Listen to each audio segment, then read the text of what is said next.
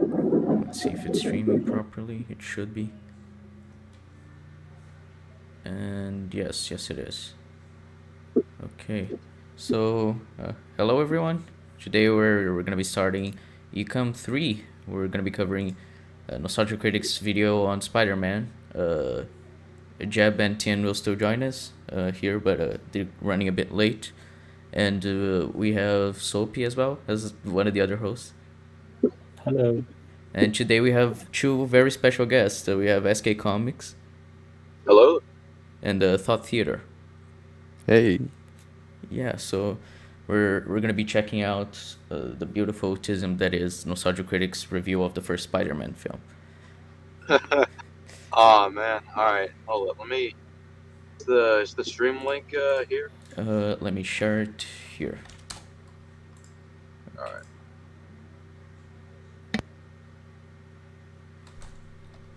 Oh, I just heard my voice.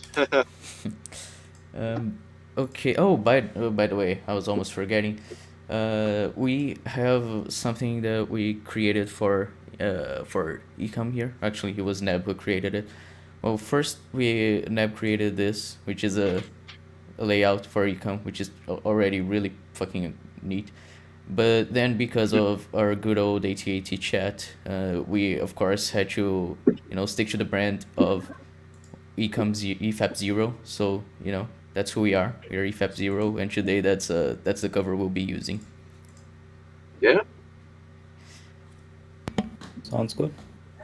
I mean, hey, it could be worse. So you know how I'm part of the podcast called Dumbcast? Mhm. We were given EFAP junior accusation. So that's a slur though. That's an evil slur. Oh yes, of course. Used to EFAP 0. demean the toxic brood. I imagine Yeah, I'm gonna head Michael out the B walk wouldn't be together. fond of that name. He'd say that Oh yeah, Michael B would be very upset.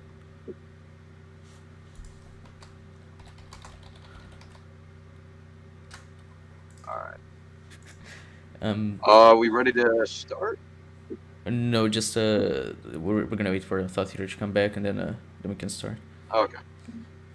So wait, where is chat? Chat should be on screen here. Hey Netcat, Editron, Joe Stamp, 46 made. Yeah, just Tin and Jeb are running a bit late. They'll be here soon. Hello. Mikal B. Oh, Kara is Kara's in chat saying that Jeb is en route. Yeah, Jeb's laptop broke just before we started, so that's always a good sign. Hello, fellow Iron Boy juniors. How dare you, Kronos? You evil man. Okay, Joe is here. We can. Oh yeah, Joe, I need to add him as mod and add moderator. There we go.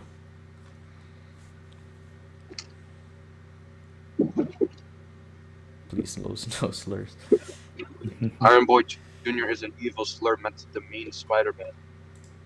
Didn't Michael B like say that that like you can actually torture Spider-Man or something retarded? Yeah, yeah. He thinks because I attacked Far From Home, I tortured Spider-Man. How does this What does this guy think? I don't get it. He's just way too smart for us to understand him. Basic CZ moment.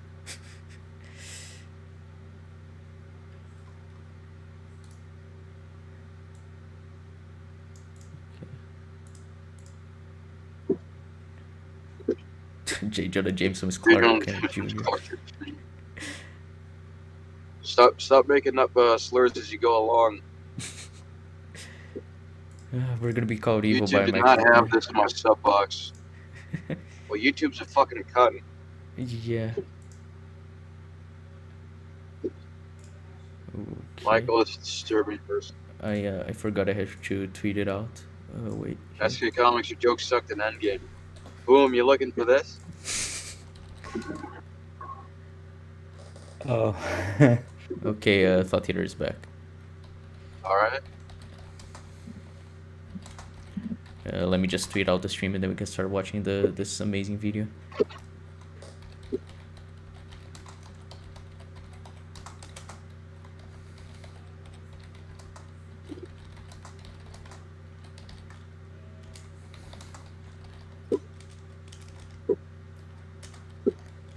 Oh, and Hello, Tin joined Tim. us. Oh, hey, Tin.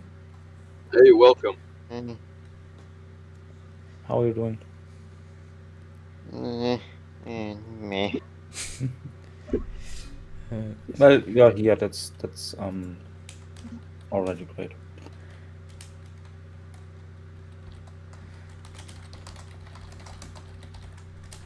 Okay, so I tweeted it out, and now we can get started. To address Franzen, the video, yeah, 40 minutes, 41 minutes. 41 minutes and Gonna 11 be- seconds long. Oh, let me use this here. It Okay. will be long, man. Yeah, this today will probably be. Today will probably be the biggest ECUM we've had yet, but.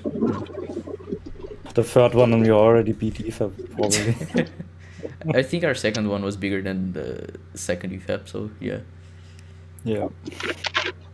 Okay, so Tin, did you join the room? You did. Awesome. So yeah, we can get started.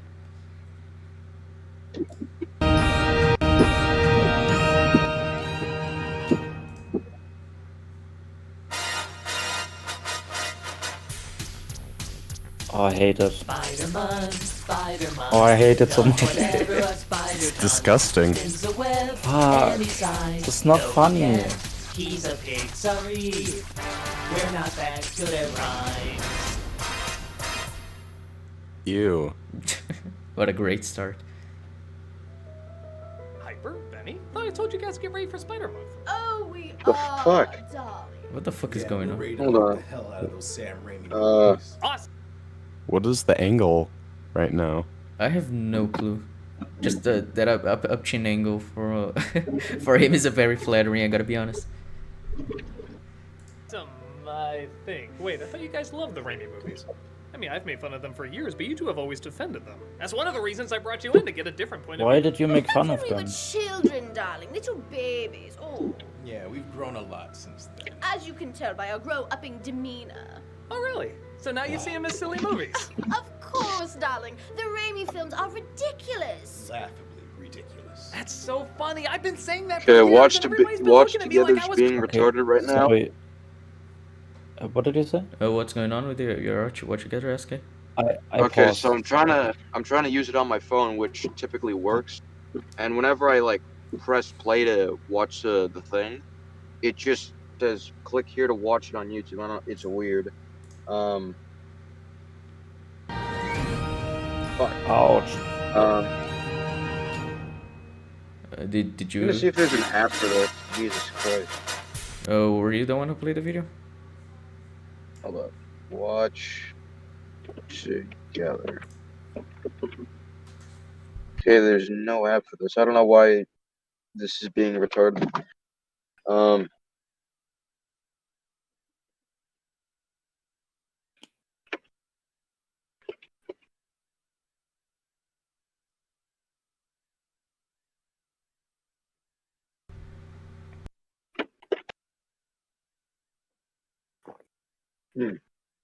I'll look this up.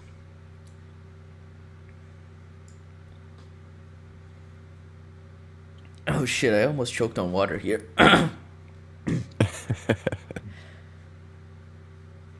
Okay. Oh, God damn it. Fuck! I tried to mute myself again. I couldn't. Just as seamless as always. I see. Yeah, we're doing very very well here, Nab. Marcus, it looks like I wasn't the only one whose stream had some tisms. Yeah, I mean we're on our third stream. Not once have we had a stream that hasn't had a few tisms in the beginning. It wouldn't be ECUM with autism, so I Yeah. think it's fine. Wow, Marcus, you come looks great. Yeah, thank Neb for that.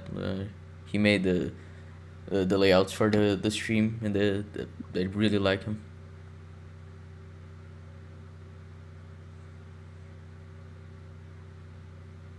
Are you gonna make an a diet EFAP Twitter or an ECUM Twitter?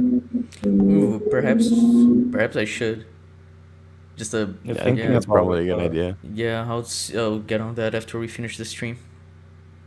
Funny enough, there is already an ECUM Twitter thing account.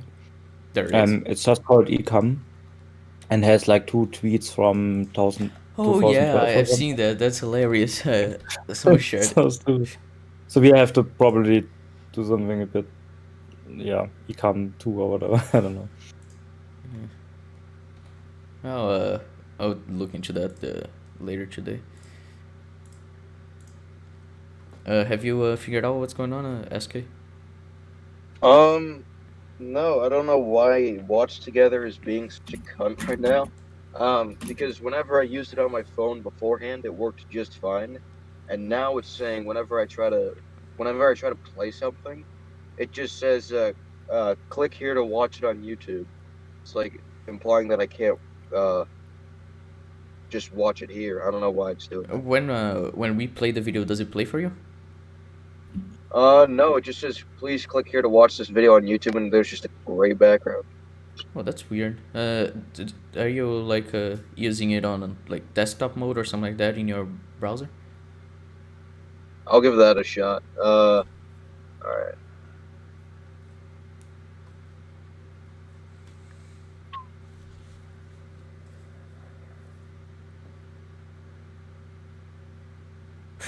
Wait, does Kronos actually live in Brazil? No, we're just messing with him. Okay.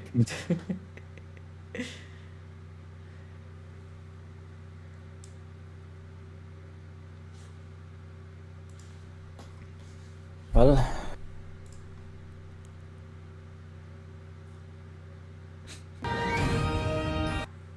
Was that you, SK? My fucking god, it is. This is retarded. Wow. Is there another way for you to play it? Looks that way. Hold on.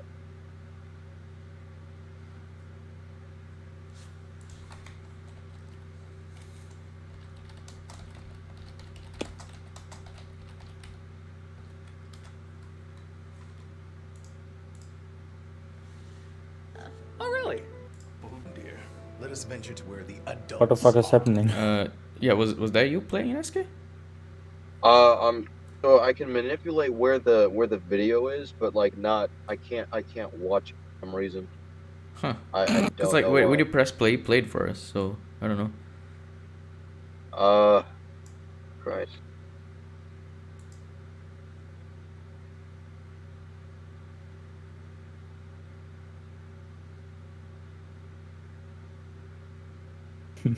Kick SK, yeah. Marcus, maybe Hashtag kick SK. maybe for future streams we make sure everyone's watch together is working before we press record. Yeah, you know, Yeah, that does sound like yeah. a good idea. Whatever. You can keep playing. I'll probably have a good idea of what he's saying anyway, since I've covered it. Okay, Okay. sure. All right. Yeah. But don't play it yet. I wanted to say something. Yeah, so why is Spider-Man ridiculous? I mean, I I want to imagine know he'll elaborate on that, but I don't know. I hope so. Alright, we can continue. Okay. Miss silly movies. Of course, darling. The Raimi films are ridiculous. laughably ridiculous. That's so funny. I've been saying that for. What we don't do is tell you Oops. to What? wait. Fuck. I wanted to adjust the volume and it was Great like job, one Sophie. pixel off. Fuck, I'm sorry. That's so funny. I've been saying that for years, and everybody's been looking at me like I was crazy. They are awful. Simply the worst kind of awful. They are not. Don't know if I go that far. Now that we have real Spider-Man movies. As well What? as Oh, oh, really? What the fuck did Far you From just say? Home is a real Yeah. Spider-Man film, but the Raimi isn't. Ah, God Like- damn it. Homecoming is awesome, but Far From Home fucking sucks. Yeah, it does. Dude. Real comic book movies in Real comic book movies in general. Yeah, because Shazam and Wonder Woman are fantastic films. Wonder Woman sucks. Thor Ragnarok sucks. No, so Ragnarok is And the good. others are good. Thor Ragnarok sucks, and I fight you on that. That Because could they- have been otherwise- a much worse list. They could have put like Man of Steel on there. Yeah, but I Right. mean, just if they're saying we have real superhero films, wouldn't they put like Dark Knight, Batman Begins, or something like that? Yeah, Instead of yeah. Yeah. Well, Wonder they just Woman. wanted to throw the franchise stuff in there to make people happy. Yeah. Oh man. general. We've been enlightened with age, and now we see them for the shit that they really are. Well, I wouldn't call them shit. What are you talking about? You've mocked them more than anyone, darling. I know, but I guess I've always had a bit of a soft spot for them. Gasp! Are you saying you actually like those baby movies? Yes. I mean, I don't know. Compared to the millions of other comic book movies we have now, they are kind of unique. Looks like he's one of those mad children that can't let go of his happy memories. Hey, there is good money to be made with that. I mean, I was telling you guys these movies were silly. You obviously haven't matured like we have. Come, dear. Does anybody know what's happening? It's just the. I can't keep up. I don't know what you. Jokes This on is you, why I you're on haven't the watched his internet, a content in mental like fountain 2 of youth. years. Nobody grows up here. Yeah. His skits are weird. Oh, We're really gonna end up defending these movies. we're finally gonna start it. There's an interesting It's like- backlash that's been going on with the Sam Raimi films as well as the Mark Webb films. In honor of Spider-Month, we're going to look at both of these series, but for now, let's start with the Sam Raimi movies. In the past, they were mostly well received, gaining praise from critics and audiences, and even hailed as trailblazing groundbreakers. With the release of Yeah, they even were. bigger fan favorites, though, like the MCU Spider-Man films and even the I don't know if I'd say they're fan favorites. Like even Homecoming, a lot of people disliked because it's like not close to comic accuracy and yeah. They Far don't From like Home. it because Homecoming- it's not their Home- favorite comic. Look, like Homecoming was fine, but to me it was always just Iron Man 4 with an extra character. Yeah, I can see it, that. it never really felt like I a don't know truly about that. Spider-Man film. I mean, I can I understand don't- people not liking it because, yeah, it's not at all like the comics, but as a film, though, it's pretty well written. Yeah, and also like it's always this the adaptation argument doesn't work because we have to think about that this Spider-Man is now in the MCU, so we already have another like other conditions. We know what the MCU is like, so you have to fit Spider-Man in it. If you would do the same in the Spider-Man in the Raimi trilogy, then you can leave him out of the MCU, but he's part of the MCU. So yeah, and it's a very well written movie. Nobody until like today, nobody proved that it's not well written. It's always like it's not in like in the comics. I like, yeah, okay, so what? Well, I wasn't making the argument that it was poorly written. It just didn't feel to me like inauthentically. I mean, sure, it's it's Spider-Man. It's a good film. It's well written. I enjoy it. But it feels like the story is too focused on his relationship with Iron Man rather than his own personal journey, which is fine. I mean, it works within the context of the MCU, and that's kind of what Far From Home does. But if they took the journey from Far From Home and somehow wove that into Homecoming, I feel like it would have worked better for me personally, but that's just subjective. Yeah, fair enough. Sure. Yeah, that's fair enough. I see that. The Oscar went to the Spider-Verse. Many are looking back at these and seeing them as, well, corny. It's I a mean, normal.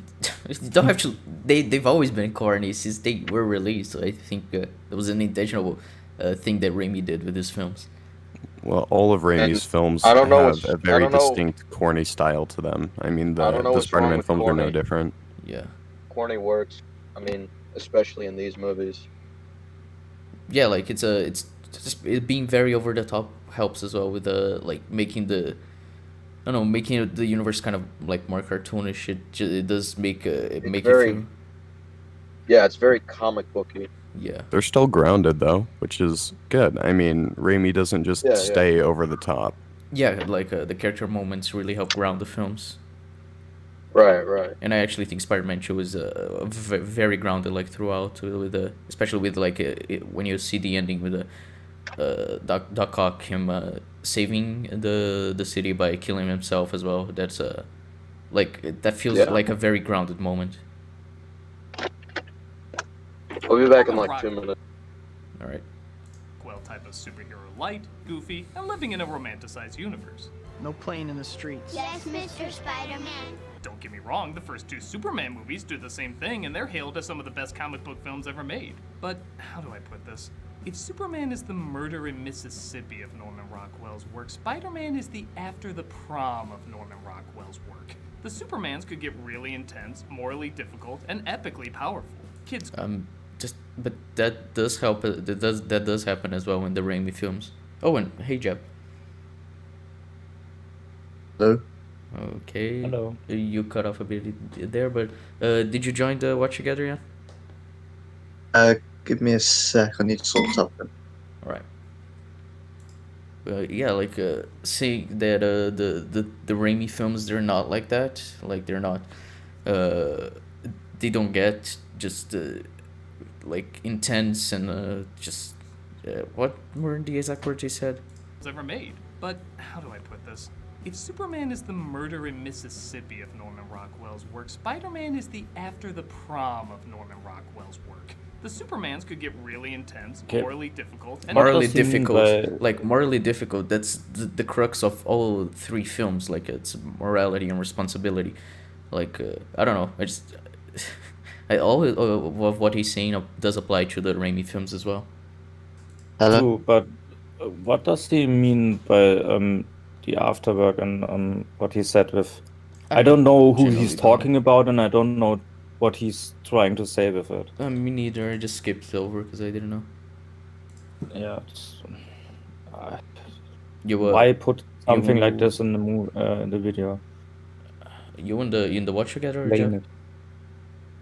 it. Just joining room now. All right. Just it's what you were saying, Soapy. Like I think he should have just expanded upon that, just like explaining his point better. Just Yeah. like saying, oh, it's the whatever before the Rockwell thingy. Like I have no clue what he's saying. If he just elaborated more, maybe I could have understood his point. Yeah. epically powerful. Kids could watch them, but they were mostly for adults. The Spider-Mans were occasionally emotional, but lean more toward non-threatening imagery and ideas. What? These films they have so much horror stuff in it. Like it's clear Yeah. it isn't just targeted at children. This is so weird. When I I watched mean, it as a kid, I was like, "What the fuck is happening?" I Maybe was try genuinely reading. scared. Yeah. Maybe we're pretty in on the horror for the trilogy. I think he's conflating innocence with childlike, because Tobey Maguire's Spider-Man is a very innocent person, and the way he treats the world is, very pure and innocent. But that doesn't mean the thematic base of the films are childish. Yeah. I mean, there's a scene in is Spider-Man 1, right? When MJ kisses Spider-Man when he's upside down. And like in that scene, there's some guys going after MJ to rape her. Like that's not something you just say, oh yeah, that's just for children. Children, it's way more aimed at children. I think that's a very weird way to think about these films.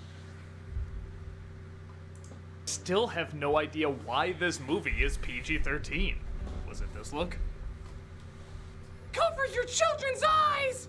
The Spider-Man comics What? could be goofy. What? But they show Spider-Man getting cut by the Green Goblin thing that cuts his arm. The bomb explodes on his face and it's fucking like pretty graphic.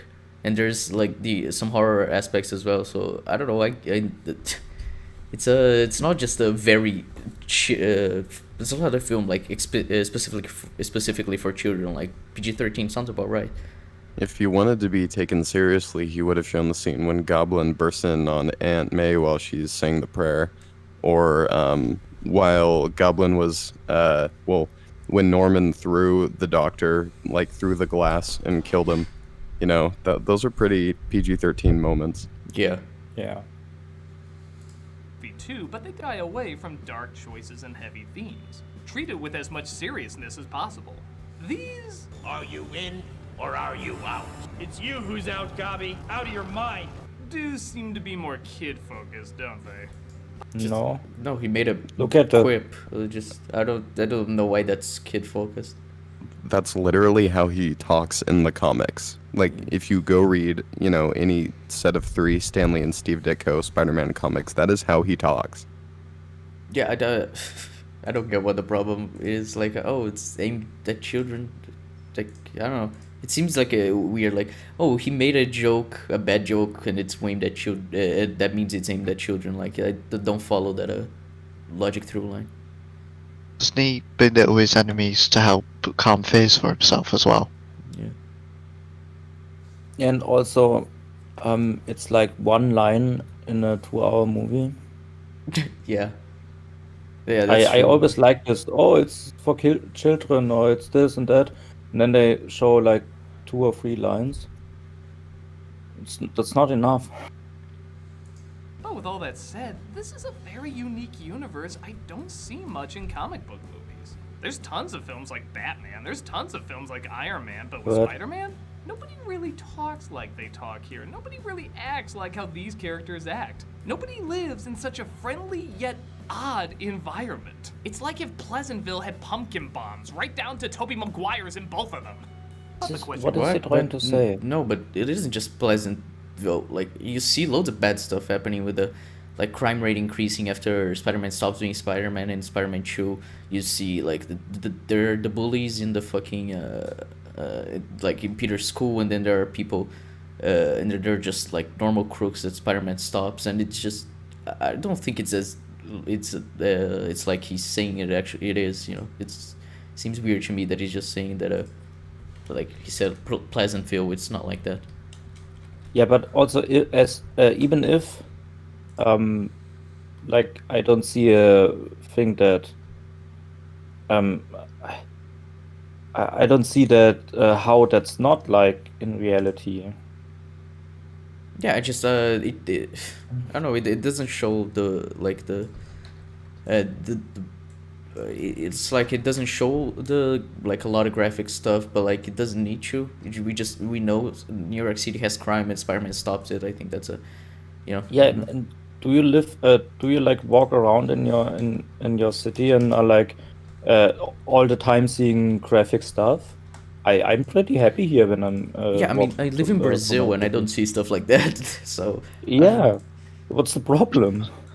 I mean, he says Pleasantville. Yeah, in the first film we see Uncle Ben die, Peter sob, Peter go after the criminal, and the criminal die. Oh yeah, and like he goes to that place to fight. What's the guy's name? Like a bone saw. And Crusher.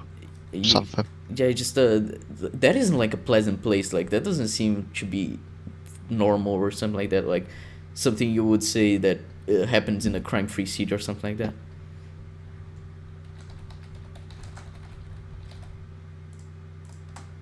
Does that make good films or bad films? Like you even have to ask, darling. You know, I think I can handle this without you adults, so piss off! What is with this music? Because it's goofy, haha. Oh, The best way to figure this out is to look at all the films in order, beginning with... Alright, original Spider-Man. okay, what point is made? He said that Spider-Man, the Spider-Man films, the universe is like living in Pleasantville or some shit like that. Like people are way too nice all the time. So he's speaking gibberish, alright. Yeah, pretty much. Yeah, what does he mean, like, people are too nice? I don't know. Don't get He that. just said, "Oh, I've never seen a universe like this in any other film, a comic book film. It's like Pleasantville, where with Tobey Maguire smack dab in the middle of it. Like I don't know. They just have these people that are like I don't know, too nice living in this New York, and it's I don't know. It seems weird. Really? Like he didn't 'Cause really I don't- elaborate. I think, don't they make a point about how New Yorkers are dicks? I'm sorry, you cut off there. Didn't didn't the film make a point about how New Yorkers are dicks? Yeah, like like we mentioned some examples. Like in Spider-Man 1, Spider-Man goes, he lets a criminal go when he kills his uncle, and then there are like the bullies in his school, and then just people he sees on the street robbing people. Like in Spider-Man 2, he sees a guy being robbed after he drops being Spider-Man, and like this stuff just happens in this universe, and it's not as pleasant as he says it is. Yeah, that's weird. Yeah.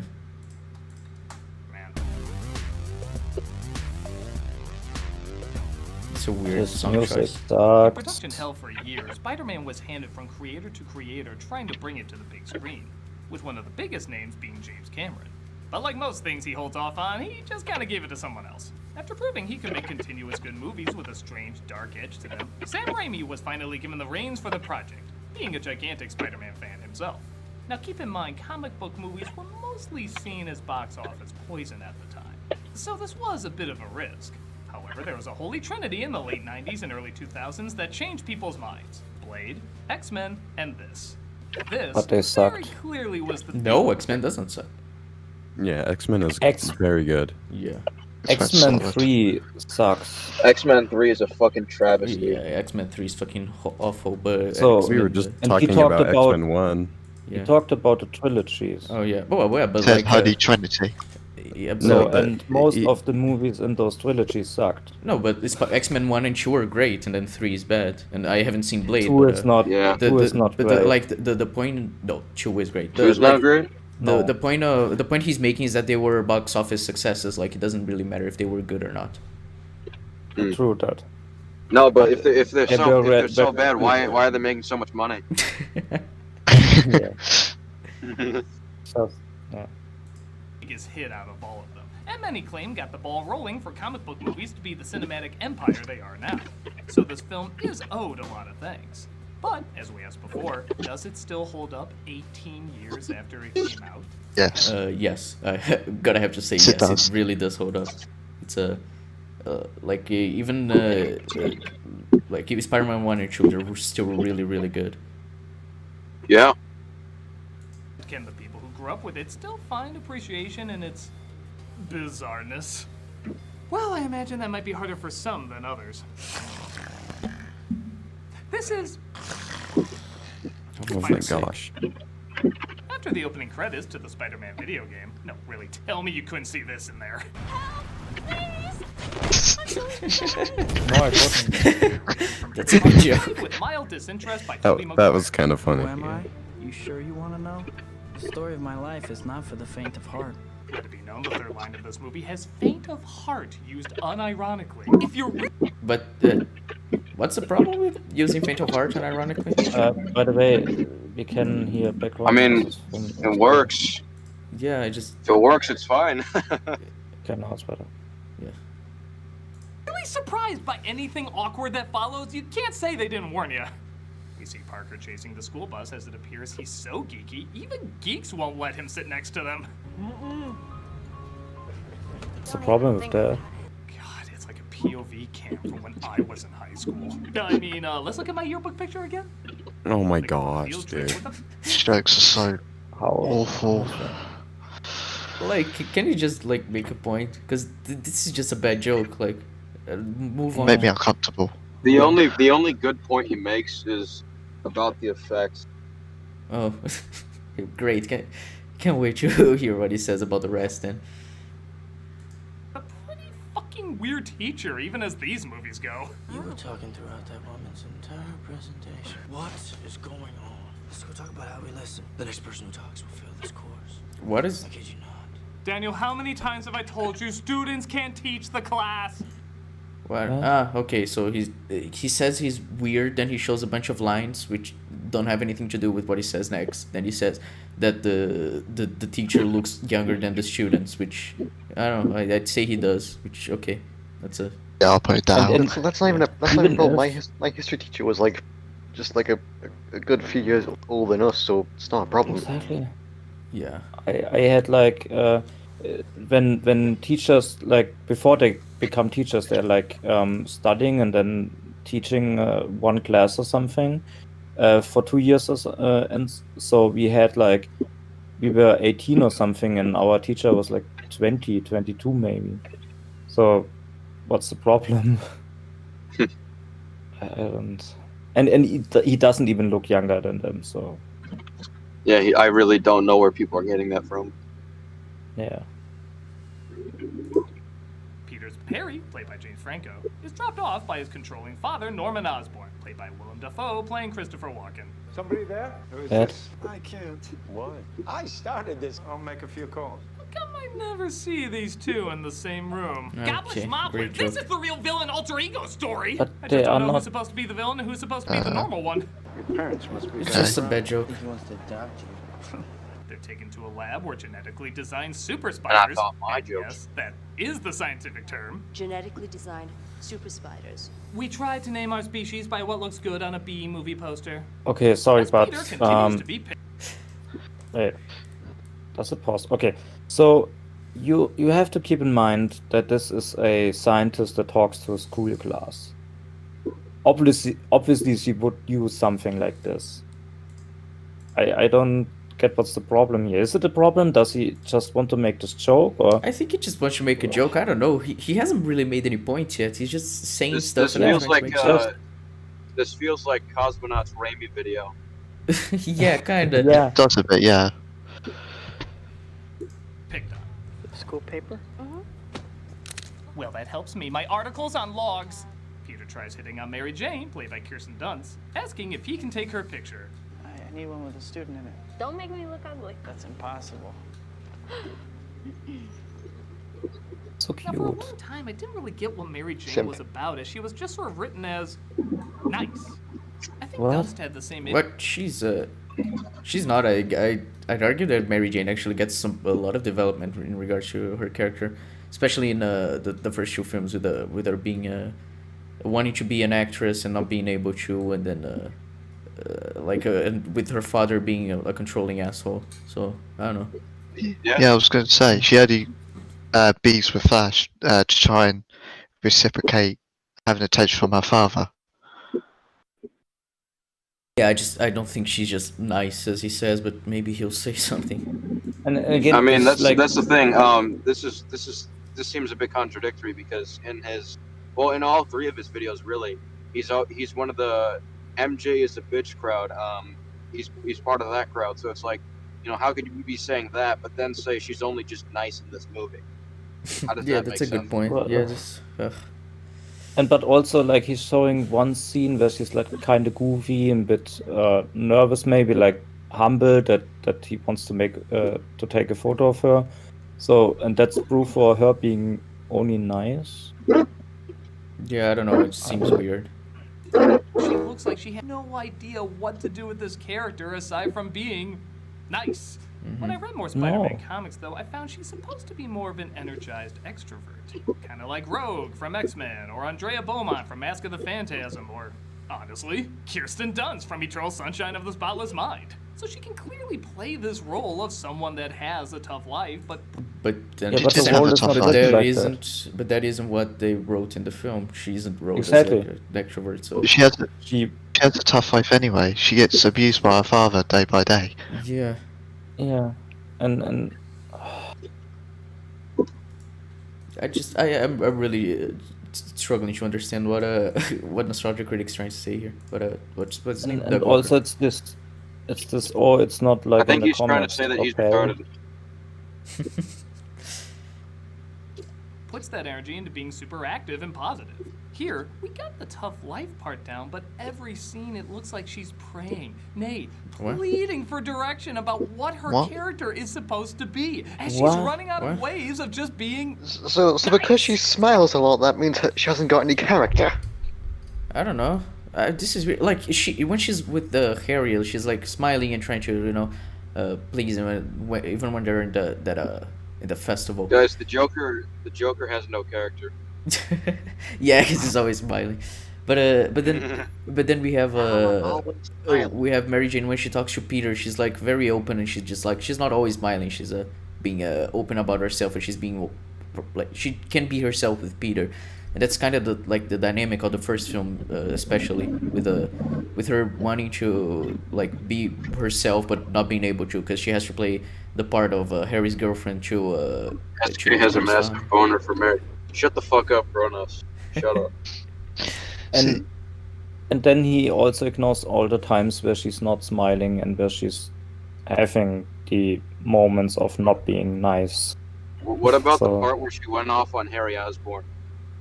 Yeah, for example, and exactly in this scene, Yeah, like it's we right see on the after this. screen, Yeah. it's like it's right after this. So why? I mean, it's like he got so desperate to find clips of her smiling that he literally pulled some from the second movie as well. Yeah, right when she has the this stress when she's going to the what's that? I don't know. Forget it. But yeah, it's stupid. But yeah, the thing is as well, the reason why she's so happy around everyone else is to put on a facade.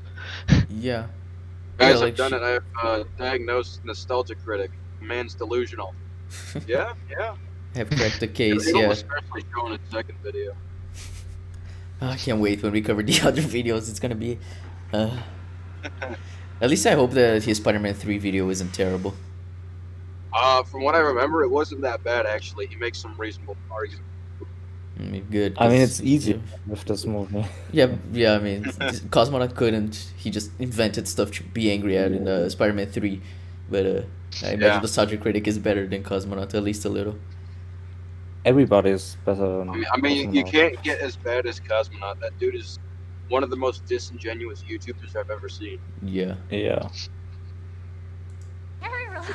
You'll think I'm a stupid little girl with a crush. I'd like a cheeseburger. No, I guess not. You are amazing. I'm in love with somebody else. I wanna...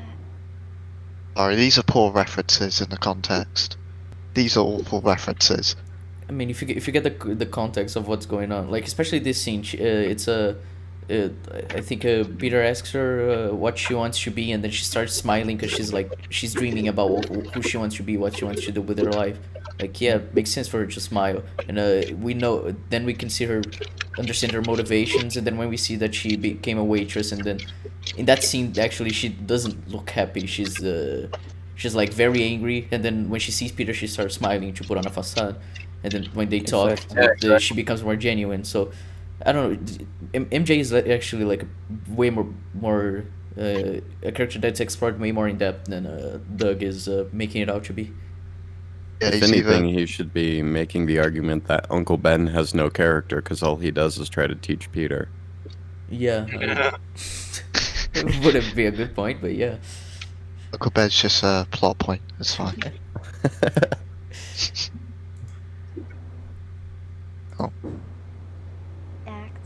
Somebody, please. There's only so long I can smile like a sitcom wife who's dead inside. I mean, I love how he's looping this so that it seems like she's smiling for longer than she actually is. Exactly. But, Thank you for being dishonest, you asshole. Yeah, it's so disingenuous. Like we already said, like there's other stuff that she does outside of just smiling and saying, like pretending she like being nice to people. That's not her whole character.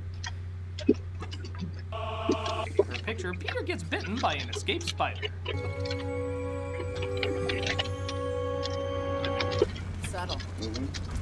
While at Oscorp, Yeah, it ain't subtle. It's just a detail. Like, oh, neat. And SK, you have like some noises coming on in the background. It's really Oh shit, distracting. Mike. Oh fuck, I'll adjust that. Alright, how was it? I think it's better now. Norman is showing the Barry his new glider technology. No, it's not new. Like they specifically say we've already seen this. Like yeah, the glider isn't news, and then what they really want you to know about is the serum they're making. So yeah, this is just wrong as well. Complete with Krang's body. But it's Oscorp's other experiments that piqued the military's interest. Human performance enhancers. We tried vapor inhalation with rodent subjects. What were the side effects? Violence, aggression, and insanity. Okay, screw the rest of the movie. I want to see what an insane mouse looks like. Does it do cartwheels? Does it eat its own hand? Why watch these goofballs when we could be seeing this the whole time? You are the syphilis to everything I've worked so hard for. Okay. You miserable, poisonous sack. Okay, the joke's going on for way Okay, too for a long. second. So Sorry. you're saying that an insane mouse would be Pinky in the brain? I guess. But Apparently, I don't know. also, did they say they used mouses as subjects? Yeah, I think so. Well, they said, Mice, I mean. I mean, I usually thought they it's. said human. But they, Yeah, they usually, said, but they're saying they said use they were going. subject to test. Yeah, but they said they were going to start human testing, like Norman says. No, I Yeah, think we are ready to start but- human testing. Exactly, but do you know what you would use before you would start human testing? What, mice? It would typically be mouse. Yeah. Except Mice, but similar they could to be people. also using chimpanzees, which would definitely show aggression and stuff like that. Yeah, but it also The shows. movie on the mice. doesn't specify. Yeah, but like it's not needed. It doesn't matter. Just this joke went on for way too long. That's the only thing. Yeah, I'm just saying that it doesn't have to be mice. It can be some other stuff. So, yeah. The military tells Oscorp if they can't produce successful human trials or non-crazy rats, they're going to give funding to another company. Meanwhile, Peter makes it home. I don't know. You see, making out to be more ridiculous than it is, because that scene makes sense. Yeah, in it universe. is. Yeah, Yeah. because like that scene is fine in universe. Like he says, we've already given you too much money, and if you can't do it, we're gonna have to cut funding, and that's it. And he ignores how that's the whole push-it point for Norman. Yeah. Home to his Aunt May and Uncle Ben, feeling the effects of the spider bite. You won't have a bite? No thanks. Had a bite. What's that all about? Maybe our wallpaper's making him sick again. Why did we go at VeggieTales' funeral? Peter begins to transform, as that seems to be the pattern tonight, with Norman using himself as the human trial. We'll have lost the contractor quest, and Oscorp will be dead. Get me the chloroparasine. We will perfect the ultimate mouthwash. His jokes are just so bad. Like we're going through this video so fast compared to how we usually do, just because he's making retarded jokes and none of us have anything to comment on. Yeah. They're just fapping. Yeah, these are worse than Dunch. You cut off a bit there. What'd you say, SK? Oh, it's gonna say. Hey, you're cutting off again. Oh well. This is like when I was trying to make a point on EFAB. Yeah. It's a cinema syntactic of criticism. This reminded me of something else. This put an odd image in my head. Yeah, pretty much. Like you just say something and then that's it. Like it's 40 minutes of just him saying stuff that has like nothing to do. Dick. He's exposed to all his farts from the lighthouse, causing him to go insane, killing his partner. Meanwhile, Peter, through spider science, seems to wake up cool. Wait, for God's sake. That scene is meant to be played off seriously, and he's just made it so parodical. It's actually ridiculous. I think he just wants So- to make jokes. Like I don't think he actually wants to talk about the film itself. He's just It actually frustrates me. It's basically he's making a stand-up show where the movie's playing in the background and he's commenting on it as the movie plays. I'd rather Yeah, you watch Amy can- Schumer do jokes than him. Yeah. You can make everything look ridiculous if you just talk with a funny voice and say stupid stuff over it. I could do it with any serious movie. Yeah, just take off the context and boom. Doesn't say anything. Yeah. Yeah. Yeah. Haha, look, fight Darth Vader in a fucking cloak. With his Haha. room window staring right at his high school crush. I think those hands were hairy and wet long before that spider ever bit him. Oh my god. That's fine. We're painting the kitchen right after school. Got What? it? Don't start without me. And don't start up with me. I don't have a prayer to survive this film, do I? No, dear. Oh my gosh, that's a Alright, that's a That's tender such a good moment. scene Mike, for it was What's wrong with being a that? stupid retard. What's wrong with that scene? The point of that scene is to establish a positive connection between Uncle Ben and Peter Parker, and to show that Uncle Ben has Peter Parker and his well-being in mind. Like there's an active, happy relationship there, which adds weight to his eventual death. Yeah, It's not like it's just cheese for the we sake have of cheese. two lines, like four lines. Like we're gonna start painting. Don't start up with me. Don't start without me, and don't start up with me. and like 3 lines, that just we get enough development there for like the relationship with those two to know how much it means to Peter when he dies. And it's like it's actually a really good scene, like just 3 lines that make that are sweet and that actually improve the film a lot by showing how much it means to Peter, and then just makes things when Ben dies way more impactful. Yeah, I personally would tune it a bit down, like from totally subjective point. But there is nothing you can say it's ridiculous or whatever. It's really wholesome. That was a completely normal interaction with a close family member. I'm not sure what was wrong with that scene or even the dialogue. Yeah, I think he just thinks it's cheesy or something like that, but I don't know. It's Yeah, very like I normal. said, I personally think it's a bit cheesy, but I don't see a problem there per se. It's like everybody sees it a bit different, and there's nothing wrong with it. Like, At school, Peter discovers he has amazing abilities, and Mary Jane discovers she can't even have lunch without having to be rescued. are you? Now, apparently this wasn't CGI, and it took 156 takes to finally get this right. But I don't know. If that were true, I think the reaction would be less this. Why? And more than this. He's still not making a point. Okay, so he's just making a joke. But yeah, I mean, it's they're in character. They're not gonna act out of character just because they finally got a take. Like that would ruin the take, and they They would are have to good do it actors. again. So I don't know. It's He's criticizing them for well acting. I don't even know if that's a criticism. I think it's just a joke.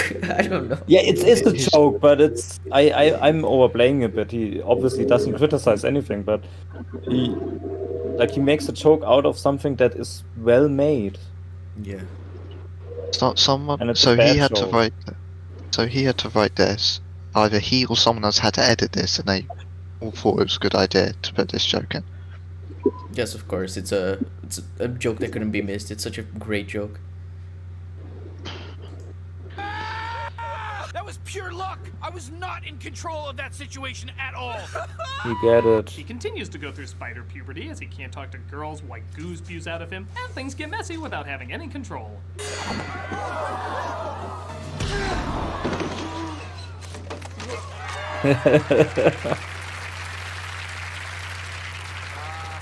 Kids, if you're gonna have children, they're the best kind to have. Peter leaves school and discovers Is that it? That was the joke, really?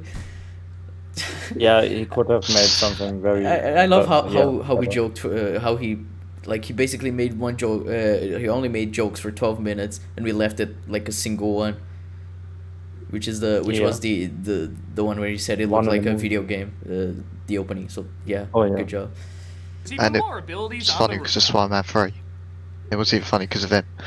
Yeah.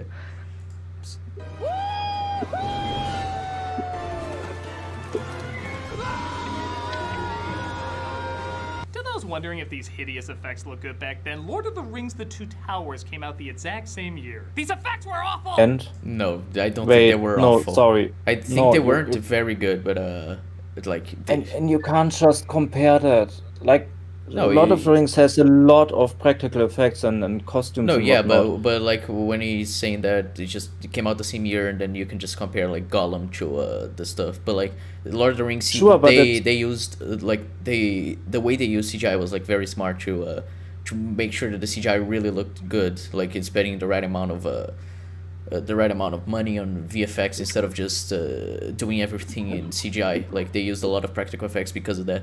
But like even then, I don't think the effects in Spider-Man look bad, like at all. Like No, and like maybe I compared think to they today. could've used some more for sure. Yeah, I mean, I don't think they're perfect, but like I think they're serviceable when by today's standards. But what I'm trying to say is that that's two different things to have a person jump over two buildings and with everything in the background and motion capturing like Gollum. It's two different things. I don't know how yeah. much different, but I can see that there are like other obstacles you have to overcome with different situations like these. And also, like, we are talking about budget and time and stuff, like you said. You can't just compare it that easily. It doesn't work. And I want to see like an example of something. Like he's just saying, yeah, Lord of the Rings is better, but he doesn't show anything to show what he means by that. Yeah. But don't worry, the film goes on, they get... These effects are awful! No, they're not. Peter tries summoning his web again, but can't seem to recreate it. Fly! Shazam! Go, Web, go! Maybe if I think of banging Mary Jane... There we go! Oh, what a great I joke. like where he lands on Oh, the swear to axe and God, with get an the original help of the joke, you twat! But the fun stops when he realizes he forgot to get home in time to paint the kitchen. Uncle Ben's drunk again. Oh. It looks like Mary... Really? Was that the joke? Like... How funny. Like, how is this... how successful is... They have 1.2 million subscribers. How did they get so many subscribers with, like, jokes this bad? Like... I mean, you're asking this in the same world where Cosmonaut has 1 million subscribers. Yeah, that's a good point. I don't know, at least Cosmonaut's funny sometimes. Like, this video is basically just jokes, and we left at one of them, and it's been, like, almost 13 minutes. Yeah, there hasn't been a single actual point made. It just seems like he's trying to find critiques in the campiness, which is missing the point. Yeah, like, the Cosmonaut did this as well. Like, he pointed out stuff in his Raimi videos, like, oh, this is so campy, like, and then moved on. Like, that means it's bad. Then he says, oh, I love this scene because it's campy, but just, I don't know. And he backpedaled hard in his Amazing Spider-Man videos. He said, I was saying that the campiness at the time wasn't a bad thing. I was just saying that they stand out by today's standards. It's like, no, but your point was that that's why it's worse than you remember, though. Yeah, it's Yeah, and the jokes are like, was it Cosmonaut with the prequel video? He's like repeating the point with the assassin worms, I think, and he's saying it in a really funny voice and obnoxious and loud and stuff like that. And it's like, okay, scene is not good per se, but the way you're just saying it in a stupid way to and you don't prove anything. It's just and that's all what Nostalgia Critic does here. It's I don't know. You could even argue that one successful joke wasn't even his joke. He just reminded you of that other funny video. His actual joke was that it fitted with the intro. Yeah. So yeah. Yeah, it's not even his joke. It's from a game. Yeah. Nice meme, by the way. Who drew that? It was Strike. Oh, Strikeless. Nice one. I like it. Yeah. Mother is yelling at her, which might be why this awkward romantic scene comes across like two 6-year-olds acting in a school play. What? Wait, this is like teenagers trying to interact with one another. Yeah, when Peter just heard like MJ's dad screaming at her, like it's not gonna be a very normal conversation. I can understand that it would be awkward. Just I want to hear his point again. No, just you know, my dad just casually just screamed at me in my house, and I had to step out. Now this is everything is under completely normal circumstances, you know. Yeah, I mean they're supposed to be teenagers here, so like I don't know. It seems very normal to me. Like, and it's Peter talking to his crush, so as well. So like, I don't know. I don't see any problem with that. Jane's father is yelling at her, which might be why this awkward romantic scene comes across like two 6-year-olds acting in a school play. No. See what's coming. What for me? You're gonna light up Broadway. You're taller than you look. Okay, he's just cutting up different pieces of dialogue together. Yeah. But like, this doesn't prove anything. And what Peter says to her is like very, very sweet. Like saying, "Oh, we're gonna line up Broadway. You're gonna be a fantastic actress." And it's like considering her father is a fucking cunt and she's dating a cunt as well. Like she'll have Peter like support her like that is a really nice moment between them. And it's good acting. Yep. I want to add as well. Peter's been established already in this film as a socially awkward person. Yeah. Yeah. So I really don't get what the problem here is. Punch. Don't. I'm For writing fuck's the sake. Spider-Man movie. Well, stop hunching over. You're gonna ruin your posture. Just let me work. Great. I wrote that into the script. Who cares? No. Oh, fuck you. It's actually a nice moment. Like, you're taller than you look. I hunch. Don't. Like, it's saying, oh, you don't have to, like, be shy. Like, you're a nice person. You can, like, you know, you can show yourself. You don't have to just be like that awkward nerd who's hunching and hiding from everyone. It's like, it's actually a nice scene that makes sense. It's just generally surface level critiques that aren't explored further, and then when you do, they break. Yeah. Nobody's gonna live the romance in Spider-Man. But whatever you want, as long as there's nice music. I guess that's true. I'm gonna go back to helping George Lucas write the Star Wars prequels. For fuck's sake. How many times have I told you not to track sand in the house? It's coarse, rough, and it gets everywhere. Peter decides to look for ways to get money to buy a car to impress Mary Jane. He notices an ad for amateur wrestlers because the paper's printing Craigslist now. And he asks Uncle Ben if he... I don't know how like Those this are two of the worst jokes I think I've ever heard. Right in succession. It's just like, is there like I think he's saying that it's absurd that there's an ad for amateur wrestlers in the paper. Like, is it really that absurd? Like, just. I mean, they want views, and well, they want people to see it. They want money. I don't know what's so weird about marketing. Yeah, and like they talk to the paper like, we have an ad, we want you to run, and then they pay money, and then that's just how it works. Like, I have really no problem with that. I don't see. I guess it's weird that we would post a link to the stream on Twitter. Yeah, okay, we don't want people to watch. I mean, the fact that there was. We made the stream so nobody can see it. Yeah. I guess, I mean, it's not 100% distinct, but it gives me the vibes that it takes, like, it's a more retro world. I mean, you look at the wallpaper, you look at the cars, you look at the TVs. You're in a world where the internet is not quite there yet, so it is perfectly logically reasonable within that world to have an ad for, a Craigslist-esque ad in a newspaper next to car sales. Like, I'm not sure what's. It's even like in the part where the cars are like $3,000, around $3,000, and then you see a wrestling contest where you can win $3,000. You're just like, well, that's just lucky, or it isn't lucky. It is like good advertising. Like, you put two things together, they could complement each other, and then everyone like gets happy. Like, it seems like normal to me. You know, I'm thinking next time Nostalgia Critic promotes one of his videos, I'm just gonna say this you and play the clip where he complained about the wrestling ad. You think this is fucking Craigslist? He can drop him off saying he's gonna study at the library. Now we all know this scene. Uncle Ben says with great power, yada yada yada. Peter blows him off and he's gonna regret it. But honestly, I would have liked a little more friction between them as Peter kinda bites his head off out of nowhere. It's not like there was a fall. Hang on, out of nowhere, what? Peter felt like he was being pushed by Uncle Ben and misunderstood because he got into a fight.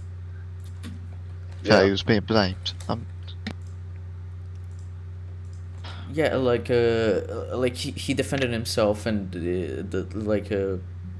Uncle Ben is just like, you with this newfound strength, you gotta be responsible with it. And he's like, oh, you think I shouldn't defend myself? Like, it's a well written scene. Like, it doesn't come out of nowhere. Peter like getting angry at his. Yeah, like the whole point is that he's letting his powers corrupt him. Yeah. And Uncle Ben's telling him, no, don't let them corrupt you. That's the point. But yeah, I gotta head to lunch real quick. I'll probably return by the time y'all get to Spider-Man 2 or something. All right. Falling out between here on, he just kind of acts mean for the sake of acting mean. I'll figure it out. Stop lecturing me, please. I know I'm not your father. Then stop pretending to be. What? That's not acting. That's not be no for the sake of being mean. Like, his uncle is telling him what to do, and he just Peter has found that he's now stronger, and that like he's just wanting to use this newfound power of his, and his uncle is trying to like talk to him as if he was Peter's father, but he isn't. Like, it's a well written scene. I really don't see the problem here. I'm gonna make an argument that everyone is going to disagree with right here, but I think the great power talk with Uncle Ben is better written in the TASM film. Of course you do. And when we watch it, I can explain why, because there's a lot of context that goes into it. But at least in that one, it solidifies, because I kind of understand where Nostalgia Critic is coming from here. Like, it doesn't feel like there's enough of a ramping up of Peter's emotional buildup. At least in the TASM films, it very clearly contextualizes that Peter feels abandoned by his parents. So when Uncle Ben tries to be his dad, and in TASM, Peter doesn't freak out. He just gets very emotional, and he's like, if you're not my dad, where is he? Like, I just think that the kind of emotional nuance that went into that is more well written than this. So, I mean, that aside, it's not a poorly written scene. Yeah, I can understand that. Like the context making it be more impactful. But I love how Chad is just saying that you are wrong or a liar. So yeah, that's pretty funny. I can't say either way. I didn't watch it, so we have to see when we watch it. Where my father is? Never. He knows what he did, even if I forgot. God damn you, Uncle Ben! He goes to the wrestling ruin ring. that scene? Wrestling is real in this universe. Now I know this isn't reality. As he applies to What? fight. Hey, I thought Octavius wasn't in this. Down the hall to the ramp. May God be with you. Don't forget to try my pie. It's shit. The Amazing Spider-Man! The announcer sends Peter into the ring to fight a wrestler named Bonesaw. And I'm not gonna lie, seeing Randy Savage, Bruce Campbell, and Octavia Spencer seconds apart in a wrestling ring kinda makes me think there's a god. Randomness like that has to be planned. It's okay. What does that? He's just okay. It's Bruce Campbell. He's like a very good friend of Sam Raimi's because of the Evil Dead films and crap like that. And it's just he had a cameo. And that's it. The Olivia Spencer as well. She had a cameo like a minute before him. So that's it. I don't know if that's the point or something. These jokes are awful. Hey, it's how the internet reacted when they heard Maguire was cast in the role. Don't worry, a treasure trove of memes shall be thine reward. Bonesaw's gonna eat you up and spit you out, little man. I'm gonna rip all 8 of your feet legs if you're a cop. Actually, this is the most attention I've gotten from women, thank you. Hey, freak show! You're But isn't that like to hype this thing up? Like, I would imagine it that is. It's they just, don't really mean it. It's like, oh yeah, of course to they don't. make it a joke. It's just to try to like make him be afraid, because so the crowd is more hyped up if he's afraid because Exactly. Bonesaw is gonna fucking kill him. But it's just Exactly. like his joke is they're so bad. Yeah, but what's funny on that? That's exactly what would happen. It's just so- Back for 3 minutes of heat time! Can I bring up it's been over 9 years since he passed and I still miss the shit out of this guy? Snap into a Spider-Man! After honestly a really great action sequence, probably my favorite in the movie, which is a weird problem, but we'll get to that. Peter doesn't get all his money because he defeated him too early. I need that money. I missed the part where that's my problem. Ooh, another line. possible reason this was PG-13. Avert your eyes! It's as much skin as the Little Mermaid shows! The manager gets mugged though. Oh, right please shut past the fuck Peter, up. Who gets out of his way. Thanks. What the hell's the matter with you? You let him go! Well, as a security I guard, would we too. always advise kids to stop armed men. Idiot. You could have taken that guy apart. I would Why is react that- the same way. Yeah, like, he just let the robber get away. It could be a danger to others. I was like, what? Yeah, I mean he wasn't in front of him. He could have tried something, but he didn't. Could even trip him up. Yeah. Yeah, he didn't do anything. And especially like he's the guy who just beat Bonesaw. Like that means something. This guy would be like, yeah, you could have stopped him, even though he has a gun. Like he does have the ability with what they saw in the ring. I missed the part where that's my problem. Peter discovers, though, that Uncle Ben's car has been stolen and he was shot in the process. Uncle Ben? Oh my god, you've been shot. I missed the part where that's my problem. Finish painting the kitchen. Uncle Ben dies, unleashing his spider rage. Let's see, what'd he tell me again? I wasn't listening. With great power comes great vengeance. Lots of vengeance. Good advice, Uncle Ben. What? He's angry. Yeah, I'm piece of sorry. shit. The guy who just saw his father figure die in front of him because of like something that was his fault. He's a bit angry and like up with adrenaline, and he wants to get the killer.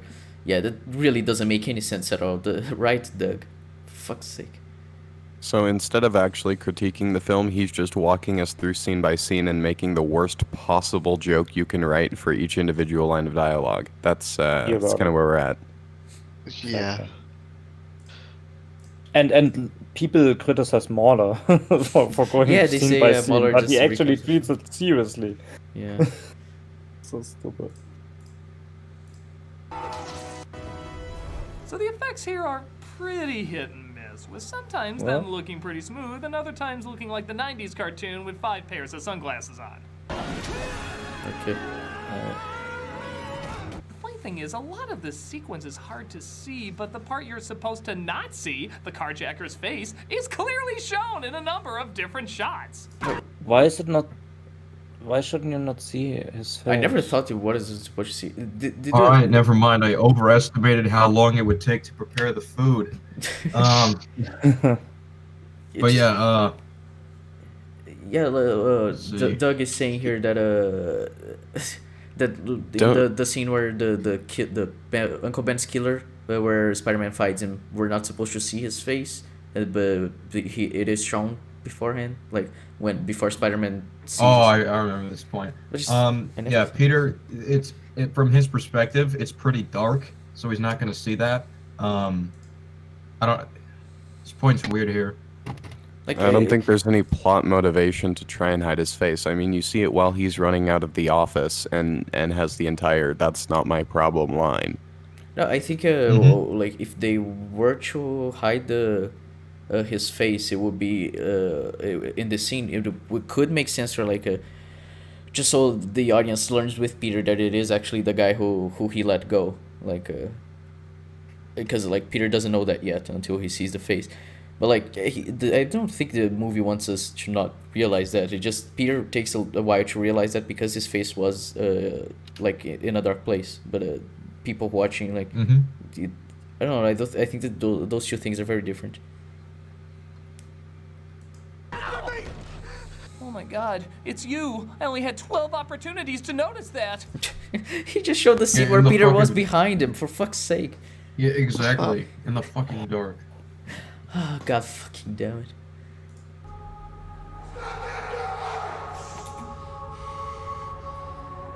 Thank God for that flashback. Who has time to remember minutes ago? You know what I love about heroes that I don't mean, kill? Bad guys always come. The whole point is that it's a revelation to Peter Parker. Yeah. Yeah, I mean, Not that his we're mind meant is to learn going back to anything that. new. Yeah, his mind is going back to that moment, like, well, fuck. I'm just. Also, hey, Flip Marco, yeah, where's he at? We don't talk about that. We don't.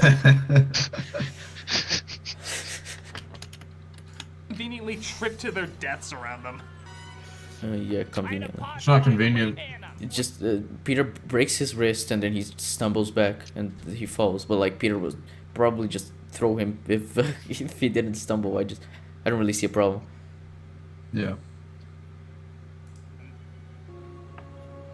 Can you believe about Uncle Ben? I know, Aunt May, he's dead. No, I meant we're out of Uncle Ben rice. Where's my husband? Shut the fuck up! Honestly. Like I said, you can make everything ridiculous by just saying stupid stuff. It's not. Watch the scene and tell me that it's ridiculous in any way. I fucking Mr. dare Stark, you. I don't know how to use these glasses. Honestly, these are vapid jokes that are so disingenuous to the actual context of the film. It actually pisses me off. Oh yeah, I heard his Last Jedi video was terrible. Imagine my shock. Can he die, please? While Base is testing their vibrator grasshopper when Norman crashes the party.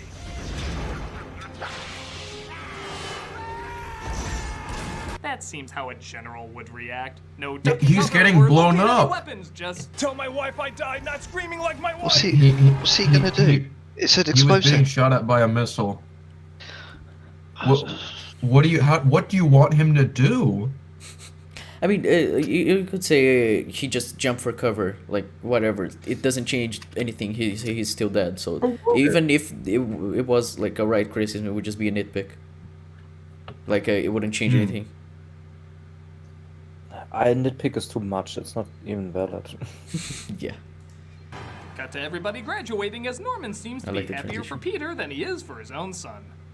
Yeah, that's the fucking point. Excuse me, I have a tumor to fill with this pent-up aggression. If you ever need anything, just give me a call. You're like a brother to Harry. That makes you family. You're like a brother I wish my son had, minus my son. Yeah. Okay, good That's joke. the You just point.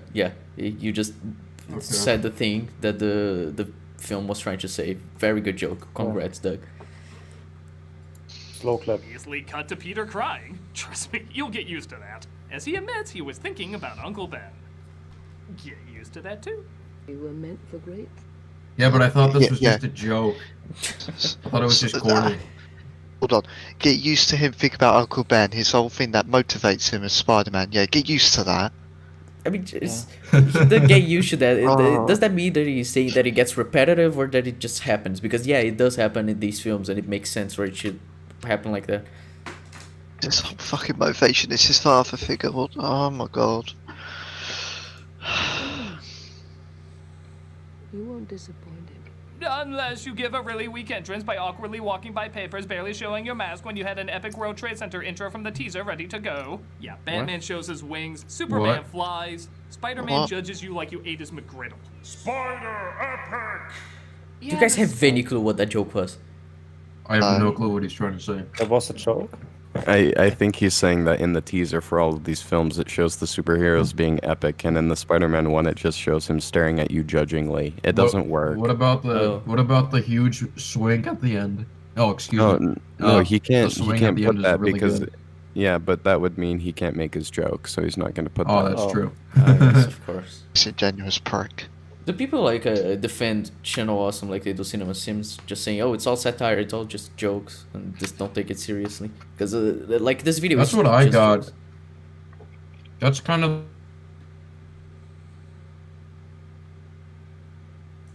It's like, oh, it's just a joke. It's just a joke. It's like, no, he presents some of these as serious criticisms. Yeah, or at least he thinks he does. Like he says, "Oh, we'll get back to that." Like where he says that the fight scenes in this film are bad. And remember, he's saying the movie is ridiculous and trying to prove that by not proving it. Try to prove it by making jokes that have nothing to do with the film. That's it. Exactly. Yeah. Like we're 18 minutes into this video. Like it's the video we've watched the fastest here, and like we have 6 people watching. It's just we have nothing to comment on. It's it's just him making jokes. Scene from the teaser was clearly meant to start this montage off, but it was cut due to 9/11. They have a second of it in there, but it's played so fast without the original build-up that if you blink, you miss it. It's And that's the problem how? allowing us to focus on how kind of weird a lot of these New Yorkers are. Even by New Yorker standards. He stinks, and I don't like it. Some But kind it- of freaky Lou or something. Wackadoo. Wackadoo, taking yous and the thirst bucket to the stoop to get the pie. That's not going to be funnier with doing that. I have no clue. It's not. That's so bad. How the fuck do these people actually like stop to write these videos, or they just get in front of a microphone and record it? Because I'm pretty sure if I were to improvise an entire video like this, I'd be able to come up with better jokes. That's a good question. I think he probably has a script writer who failed at basic, I don't know, elementary school or something. It's.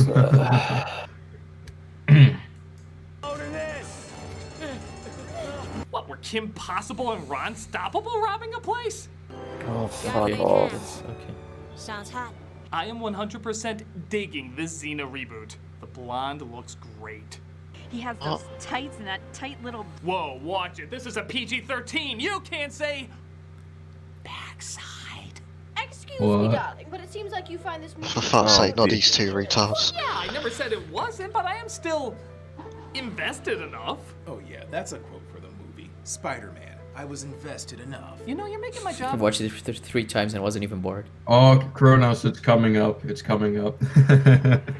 Praising a movie I said was overpraised, very difficult. Well, that's what happens when you're a grown-up. I will prove to you there is something beneficial here for adults. You do that. What? Stop. Listen here, you condescending twat.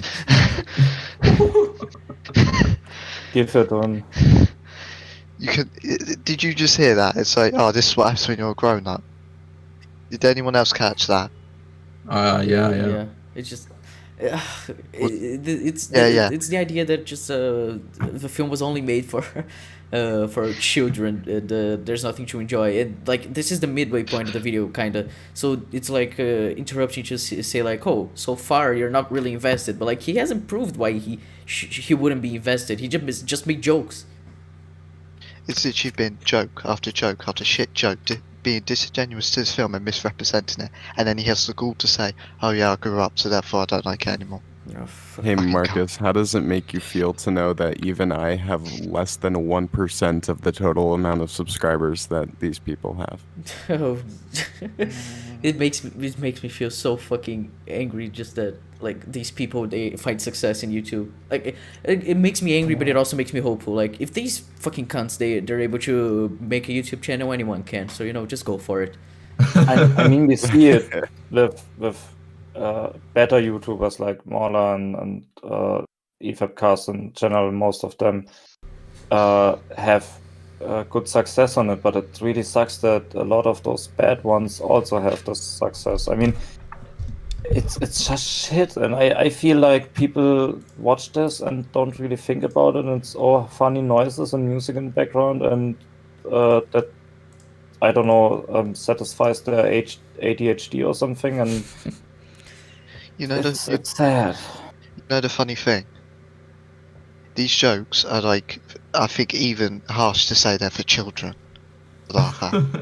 He has the gall to say, No, oh yeah, his jokes are just so juvenile, and he's like saying, oh, this movie is way too 13? Yeah, and it's just his jokes are way more juvenile than anything the Spider-Man films do. Mm-hmm. See, I've seen a funeral be funnier than this piece of shit. Well, we continue adults. Come, darling, let's use our free time discussing how there's no free time. Fuck off, cunts. People need to die younger. Yeah, you need to die younger. I really have to. Someone please kill me. I really want it right now. Yeah. Hey, you can see us at Midwest Gaming Club. Okay. Oh fuck! Can we just skip that? Okay.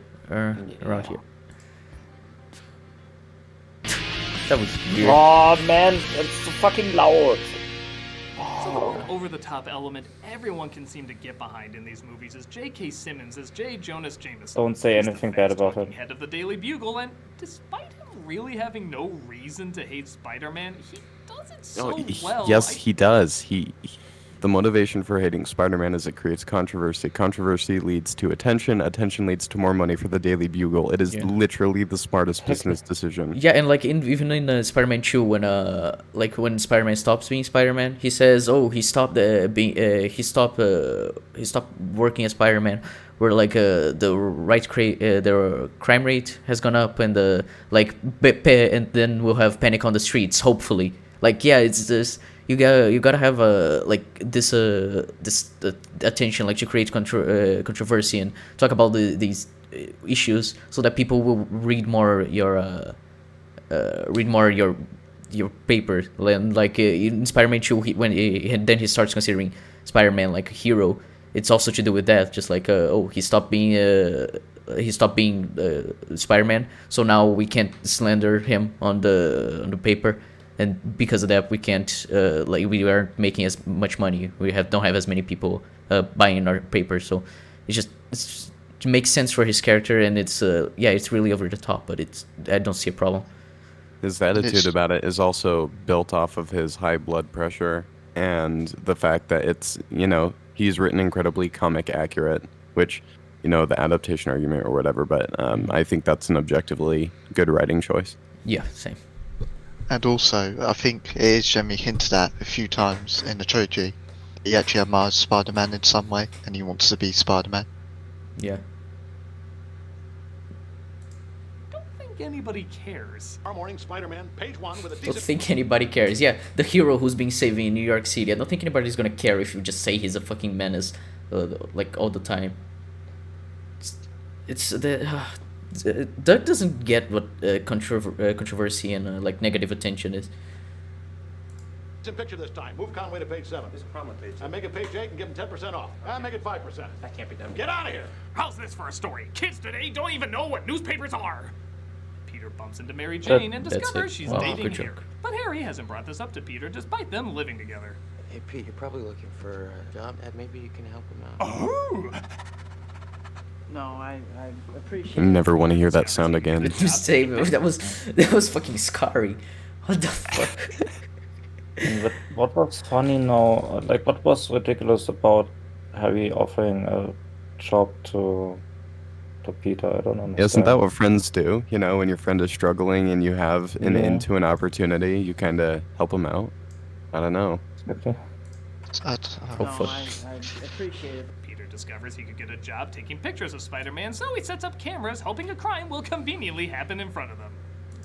No. But I think he set up the cameras after he saw the criminals, and then he put the camera, and then he beat them up as Spider-Man.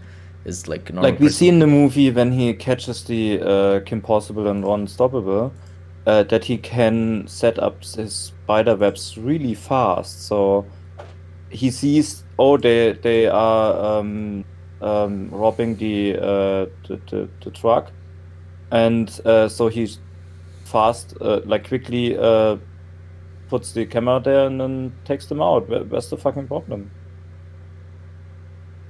We know that he can do that. So, you're Spider-Man. Give you 300. It's a standard freelance fee. Peter takes the check to Betty, played by Elizabeth Banks, who welcomes him to the Daily Bugle. Welcome to the Daily Bugle. Thank you. My wig has a good feeling about you, but it's also advised me to direct Charlie's Angels. At Oscorp, The joke here is that she directed Charlie's Angels, and yes, that is a fact that actually did happen last year. Like, did you find that hilarious? That's like CinemaSins. Really, this is worse than CinemaSins. I gotta be honest. Thing 20,000 years later. Okay, wow, and that's what now? Yeah, she's wearing a wig and it doesn't look very good. But yeah. I don't even saw that she's wearing a wig. I mean, it really doesn't matter, and then he just makes a joke because I don't know if I'd call that a joke, but I'm pretty sure he thinks it's a joke. Seems to be top girl, sending the business to new heights. So of course he's fired. You're out, Norman. And he isn't fired; they're selling the company, and he isn't sending the business at new heights. Like the government isn't gonna grant the extension of the contract or something like that. So yeah, it makes sense for them to sell. He literally says Oscorp will go under without funding. Yeah. In the film, oh my god. And just like I get Norman not wanting to sell Oscorp, of course, because it's his baby. He built it up from the ground up. So yeah, like it makes sense. And I can't remember. Is the company successful at that moment when they sell? No, they're not, which is why they want to sell, because like they needed the contract from the government, and then Norman fucking kills the general as Green Goblin. Yeah. All right. Norman tries getting revenge at a Raise Awareness for Better Balloon Effects festival, starring 2002's most 2002 performer, Macy Gray. Why didn't you wear the black dress? I wanted to impress my father. He loves black. Well, maybe he'll be impressed no matter what. Twitter's gonna freak if they see you wearing that. James Franco's audition to play Tommy Wiseau in 3, 2. Oh, hi, Mr. Fargus.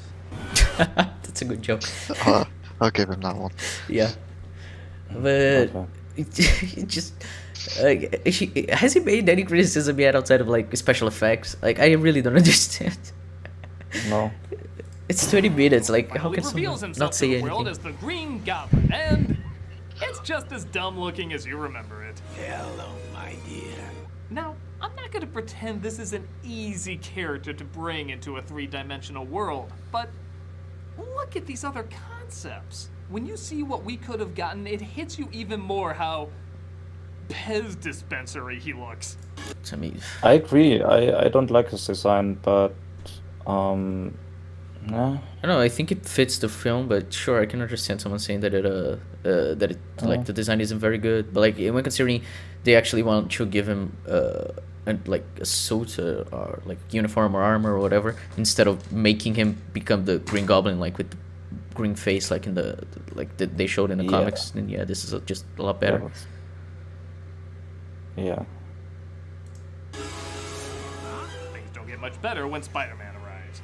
I mean, they do, just not in the way I think the movie intends. This They do action what? sequence, after not having watched it get for better. years, is one of the craziest goddamn things I've ever seen. Just look at this as an adult, with the weird imagery, shitty effects, and over-the-top acting, and tell me this isn't a drunken Power Ranger battle. Everything about it. I think we mentioned that while we were watching. Like Yeah, it looked a bit like okay, the scene he like the thing he showed now on the building. Yeah, that looks like Power Ranger thing, but the other stuff not. So, and he's trying to say that all looks like this. So and overacting. I don't understand. It's wrong. I don't get it either. Just wrong. Like yeah, it's campy. It's kind of over the top, but like yeah, that's the all three films. I don't really see a problem with that. Is totally insane. Look at this kid. Did he get high before coming there? What kind of expression is that? Why doesn't his mom just grab him? He's right there. Yes. After we're moving backwards. First, she just got grabbed away. Yeah, in that first she reference. she's not gonna be able to grab him from that far away. Even if her arm can reach him, she's not gonna have the upper body strength to do it. And then there's just the fact that someone else grabbed her, just as in the scene that he showed. So yeah, awesome. Great Yeah. job, Doug. Like when he And actually they're criticizes under- the film, it's wrong. So. And the kid is under shock. Yeah. I mean, Like deer in front of headlights, or I don't know what the fuck the expression is, but yeah. Words the fuck? Why does this girl act like she's in a Mentos commercial? It's Spider-Man! The Fresh Maker. I mean, What, talking without your lips moving? yeah. That fucker's dead. No, he's Jesus, not. that looks awful. Did we even get a shot of Spider-Man standing up, seeing the Goblin coming towards him? We just cut to him running like a stunt show. Do we need that? Like Goblin is going after him. He has like a super agility or whatever. Oh, well, couldn't we Yeah, just for cut to sure. him running from Goblin? I don't think we need that shot. Oh man. This video's awful. Come on, don't tell me you're not laughing at these amazing jokes. This is worse than my Rise of Skywalker video. I agree. You know, I I'm gonna have agree. to agree with you there. Did they fast forward Mary Jane? What are they doing? Jesus, that looks awful. Okay. He's just saying it. Did he just pull a... I'll get you next time, Gadget. Is that a dummy Uh-huh. or did he die in midair? Why was it hard to get a person in a spider suit to hold her? Yeah, that's a valid criticism. It's that is weird to have her with the mannequin. Yeah. Okay. Huh? So as you can see, this entire action sequence is completely nuts. Yeah, in a good way. Because of that, it's kind of amazing. I give it 3.5 little WTFs. Begins These From guys have- what?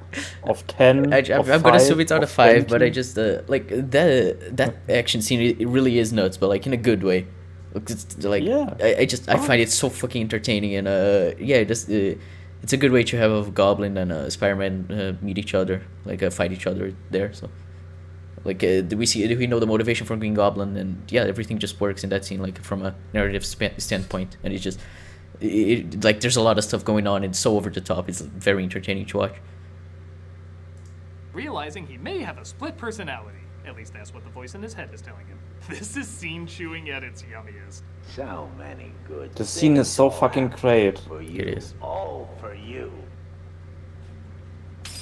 Like, I'm beginning to think you hate glass more than Spider-Man. Is this like your #1 fear? No, it's Bringing you what you've always wanted. There's only one who can stop us. That moment you realize he was actually underperforming when he played Nosferatu.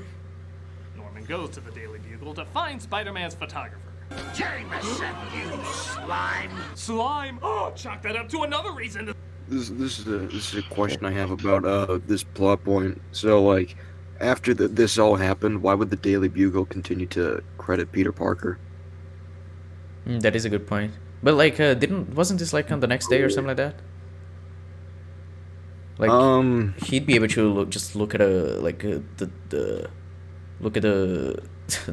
the paper like a few days before and just see that it is taken by Peter Parker. I guess. I don't know. Because Oh, I know actually, there's papers afterwards that credit him. Yeah, that's yeah, that is kind of weird. PG-13. Who's the photographer who takes the pictures of Spider-Man? I don't know who he is. His stuff comes in the mail. You're lying! I swear. So Jameson's willing to put his life on the line for Parker? Yes.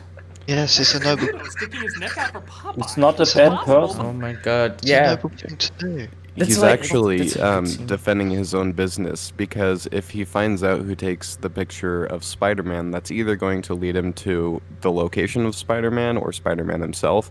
And if that happens, then, you know, if Spider-Man dies, then they don't get to write up the controversy anymore, which leads to less money for the Daily Bugle. So, like, he has plot motivation to not tell him who takes the pictures.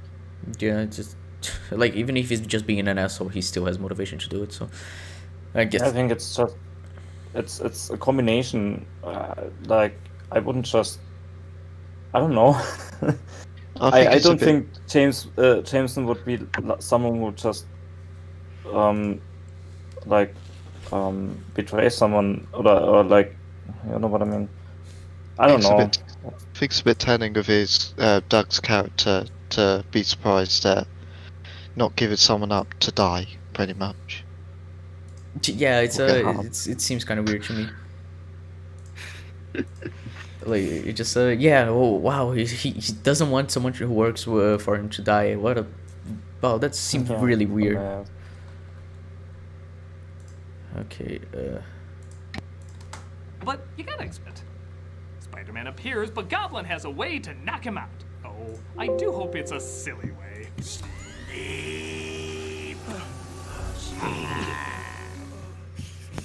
I love it when it hits you that the main villain of your movie just made a Humphrey the Bear sound effect.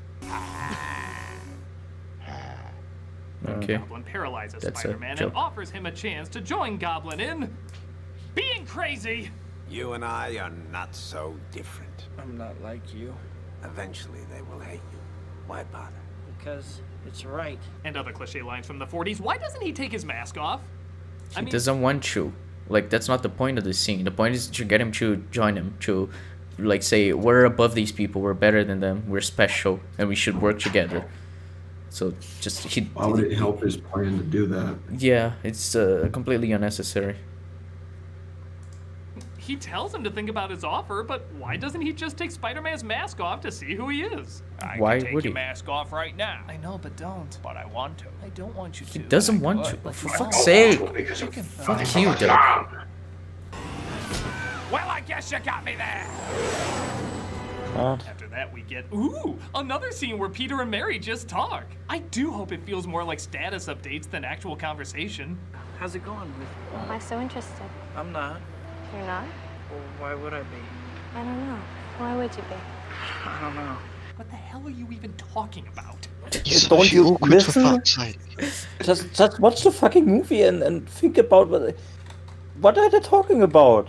It's a scene where at least Peter, he's socially awkward, Well, and Peter's there's lying, so does he even know what he's talking about? it's just Yeah. like I don't see any problem with that scene. It's just like, oh, what are they even Problem. talking about?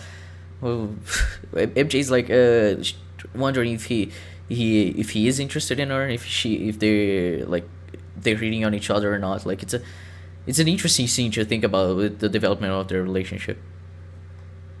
Exactly. I'm not. You're not? Well, why would I be? Why would you be? You're so beautiful.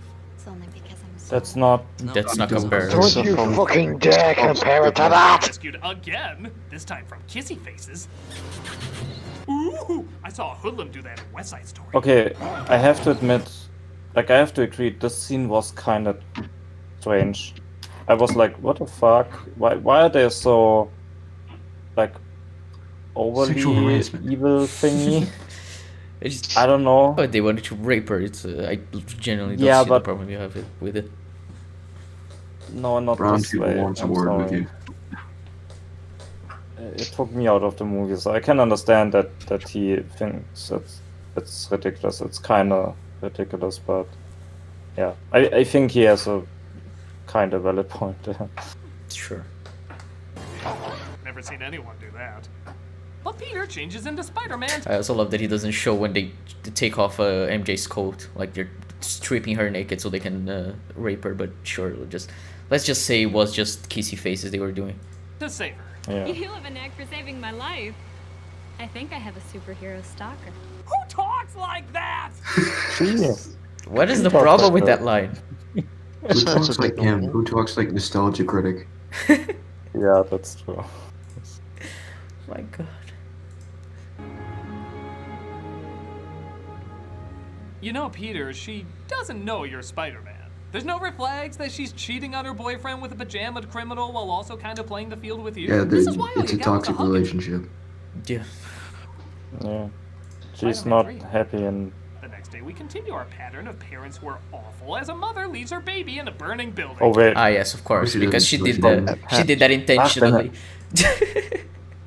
Before that, I'm just thinking, like he's saying, she's only nice in the movie, and then he shows her being basically cheating on her boyfriend.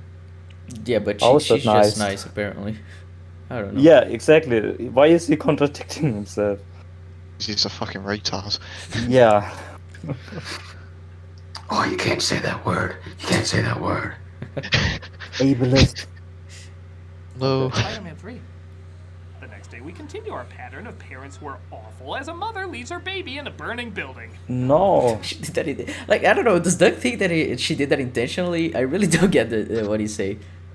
Don't know the context. I mean, maybe she just came home from, I don't know, getting something or bringing out the trash, or maybe, I don't know, sometimes you just can't. It's fucking fire. What are you Like, supposed to there's do? also the chance that the firemen they just got her out and they couldn't find the baby. Exactly. Like she Could was also forced out. be. Yeah, so it's just. Yeah, but no, she wants her baby to die. She left it there to burn. She's a terrible one. It's complete Doug, fucking it was- economy. To Doug, it's like she was there just to kill the baby while the fire was outside. It's just like, yeah, bye. Don't give a shit.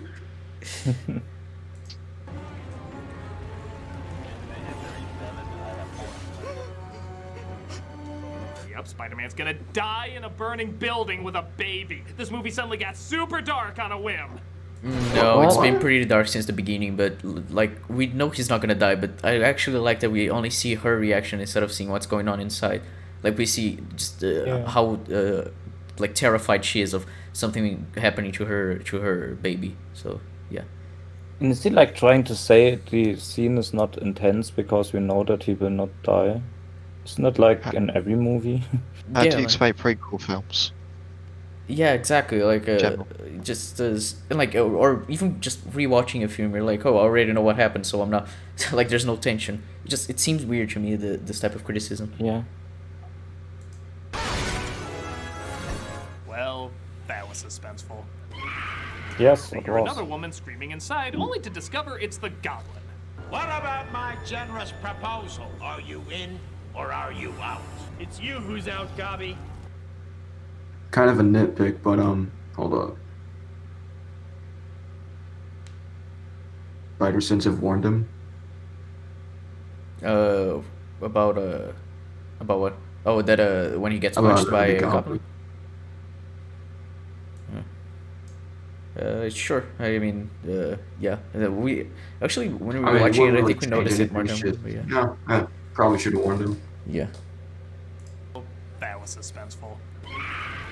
They hear another woman screaming inside, only to discover it's the Goblin. What about my generous proposal? Are you in or are you out? It's you who's out, Gobby. Out of your mind. That line's like a pendulum. The more it repeats, the more you die a little. I gotta be honest. I actually like that line. Like, it's super cheesy and it's not like intentionally funny. Like, it's funny because it's so cheesy and cringy. Like, it's you who's out of your mind. It's like such a terrible quip, and it's I really like it. I don't know. That's something you would say. Yeah, I mean, I don't think people would say something like that, but like Spider-Man just, I think it was Thought Theater who said that, just when like Spider-Man makes his quips, these quips to like to help him with like being scared and in front of the face of danger. So yeah. That was me, you bastard. Oh, sorry. Injured, but both of them flee just in time for turkey. Yeah, I'm tired of nobody putting this on their favorite Thanksgiving specials. Norman, will you do the honors? Did High Top just make a video about it? Just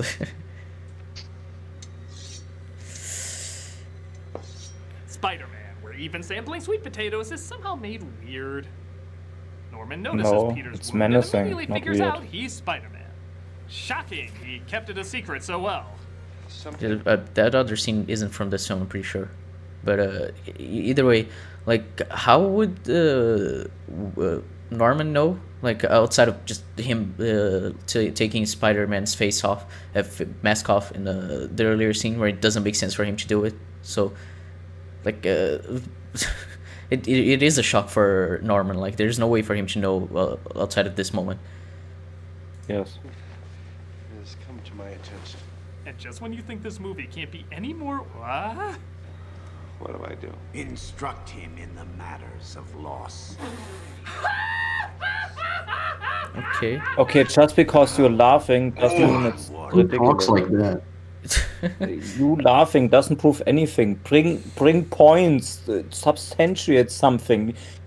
It's like he's watching a completely different movie and then cutting the right scenes in it. I think he just watched the movie yes. drunk, and then he wrote the script, and then he started recording it, like remembering what it felt like when he was drunk, instead of just watching the film for itself. Yeah.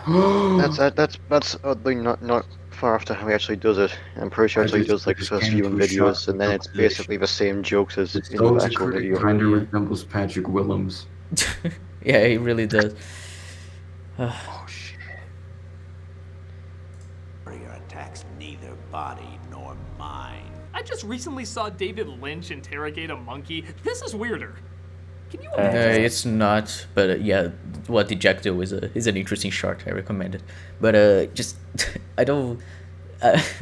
This is weirder. Like it's Willem Dafoe talking to himself, Norman talking to himself, and it's kind of like Gollum does it in the Lord of the Rings films, where like we see the reflection to show that it's like a different personality talking, and in this case we show the mask because it's the different personality talking. I don't So see any well shit. done. Yeah, and Willem Dafoe fucking acts his ass out in this film. Yeah. Somebody walking in on this supposed intimidating scene and not laughing their ass off. Yeah, because we Let's are get your input on. What must I okay. do? In contrast to contrast to Nostalgia Critic, we are taking the movie seriously. Yeah, it just we are not going with the mindset it's fucking ridiculous. We are looking at the movie, we're watching it, and we are taking the scene as that what it is. It's not supposedly whatever he said. It's really good. Yeah, it's a very good scene to like get an insight into Norman's mind after all of this. Yeah. Nope, I have to look again.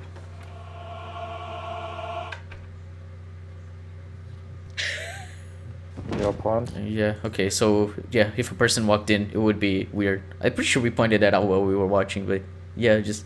Yeah, we did. Sure, but Just- then they would also ask, "What the fuck is happening?" And then, Yeah, like it's I an don't know, interesting concept probably we to will think get killed or about, but something. it's not a. But that doesn't make this scene like inherently funny or just less imposing in terms of Norman's character. It's like just because of something that may happen that could make the scene less serious.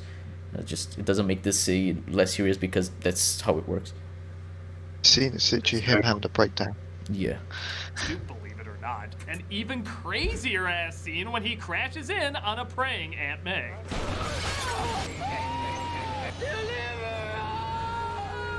Finish it! Finish it! Oh my god! You Okay, can't what's see the dude? anything like this in another comic book movie. It's So so So what? Can we pause? Why is it not pausing?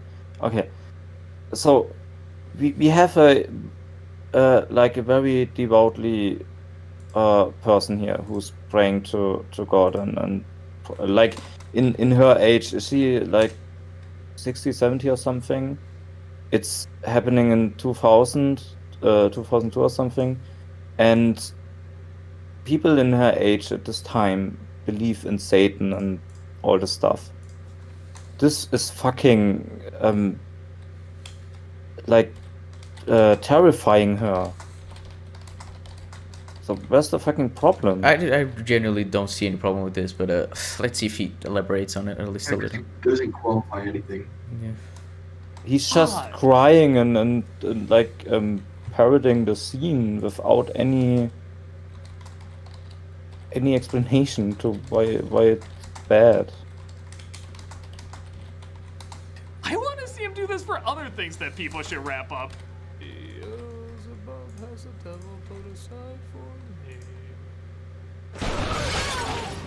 Finish it! For me! Finish it! For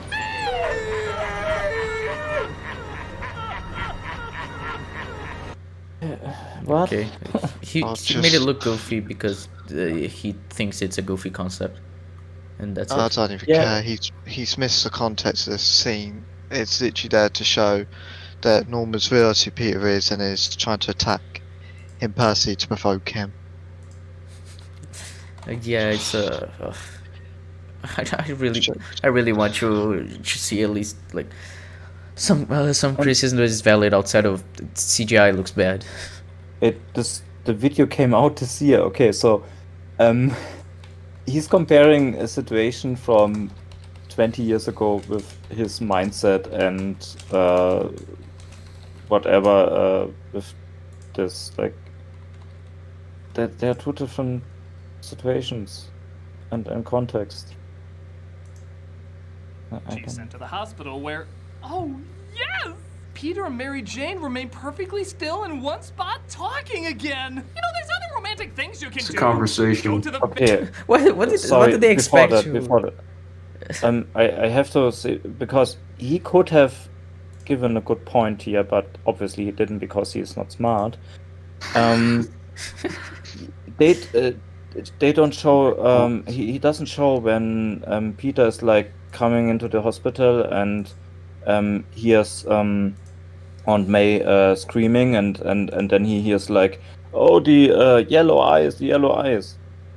That would be something I would criticize. Like, how convenient that he's there for a second and she says that in this moment. That I would criticize that, but he doesn't. Oh, that is convenient, yeah. Yeah, exactly. So and I think that's the thing. Why doesn't he criticize that? That would be one valid point in your video. I would be proud of you. Like, now he's talking about Peter and Mary Jane talking. Like, what's Yeah. the problem? It's character development. It's way more important than to just see fight scenes in a superhero film. Like, if you see the relationship develop, it actually makes you care about the characters. So I really don't see the problem with these scenes in Spider-Man with Peter and MJ. Like, I think they're some of the highlights of these films. Like, they're very well written. Yeah. Like their development. And if they burned in there, he would criticize it as well. Of course. He would say, why He'd don't we make get a to fucking know joke. more about the characters? Yeah. fair walk each. Not say things in such a creepy-ass manner? You feel excited, and at the same time, He needed to edit it to make it sound creepy. I mean, I'm pretty sure we said, like, when we were watching, we were just like, yo, that's way too much, dude. Calm down.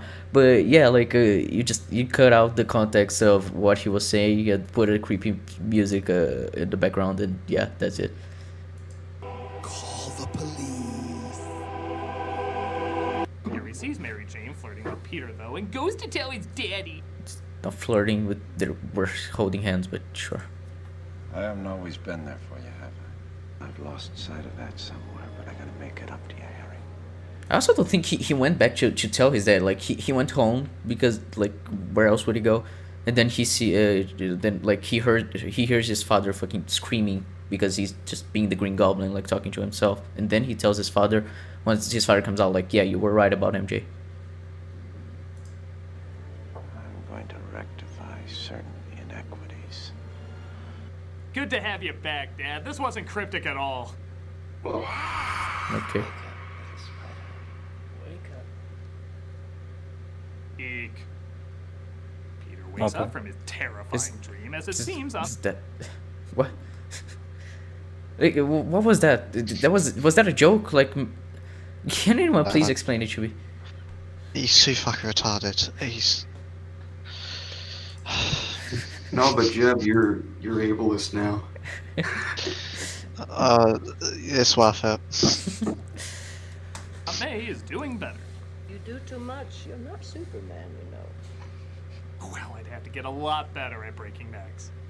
You know, you were about 6 Okay. years old when MJ's family moved in. You grabbed me and said, Aunt May? Aunt May? Is that an angel? I really don't like how many parallels this has to the prequels.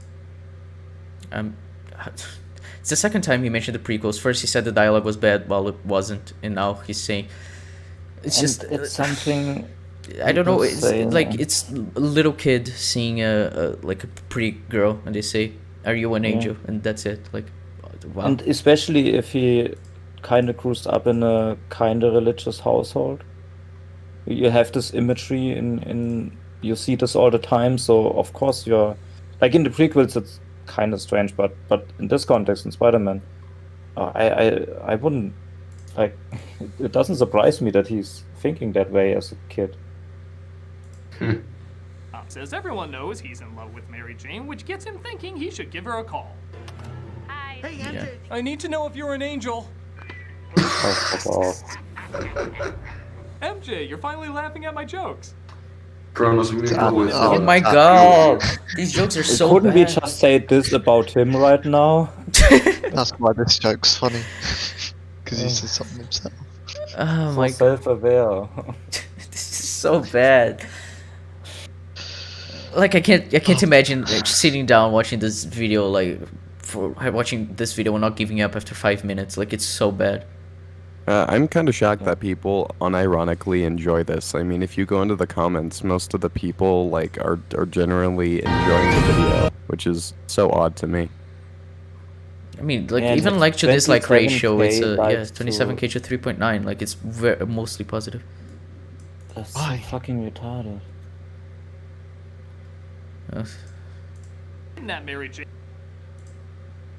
Kidnap Mary Jane as well as a car full of kids. You can tell they were saving the really good effects for the climax here. Same year as Goblin. Yeah, these could have used some work. Yeah. Spider-Man shows up as Goblin, forces him to choose between Mary Jane or the children. I really like that shot. Anyone who knows the comics knows this is a send-up to one No, of no, the no, main wait. Goblin waits for him. No, he says you gotta choose one to save, and then he drops it. You know, Nostalgia Critic said that Spider-Man shows up when Goblin does this, but Goblin waits for him, and then. Oh yeah, of he course, yeah. shows up Goblin and is he's doing it. this for Spider-Man. It's not like it's not like he's appearing at the exact moment, and it's contrived or something. Goblin waits for him. Then here you are, and now we can talk and do the stuff. Kill Gwen Stacy on the Brooklyn Bridge. One of the most shocking in comic book history. But here, we're just gonna do the Batman Forever thing. It's a Because, you know, visual Castile- homage. Yeah. It's not meant to adapt the moment. Yeah, it's all like and it's the- supposed to be the exact same thing. Like, Also, they're not really going to kill MJ with little development between the two. yeah. Kill from Batman might as well be the best one. It's not that they don't kill Mary Jane. I honestly don't think that would have worked here. It's that there's no point in doing it like this if you're not going to deliver the goods. Visual reference. What? It's a visual reference. It's not what? No. Are you retarded? Fuck you, Doug. Just. There's no point Man, in you're doing going a off. scene. There's no point in doing a scene that is like the scene in the comics, that looks visually like the scene in the comics, if you're not gonna do the same thing. Is he gonna fucking criticize Daredevil now? Oh, wait, what episode are you in, Soapy? Third one. Fuck. So Okay. I know it's something that happens in season 3. But something that happens in season 3, they do the same framing as they do in the comics, but they kill a different character. And it's just, are you gonna say, oh, yo, that's bad now because you're not delivering the goods? Fuck you. Yes, I am very upset. Because the funniest thing, that was the last Daredevil episode I watched today. Oh, you did. Oh, it just. I'm so fucking angry at this video. Like, fuck you, Doug. Like, wait, he's just making terrible joke after terrible joke and saying, "Oh yeah, this film is for kids," and he makes jokes that not even kids will laugh at. Like they're just babies looking at the pretty colors on screen and laughing at it. And it's just, and then when he actually tries to make some criticism, his criticism is fucking retarded.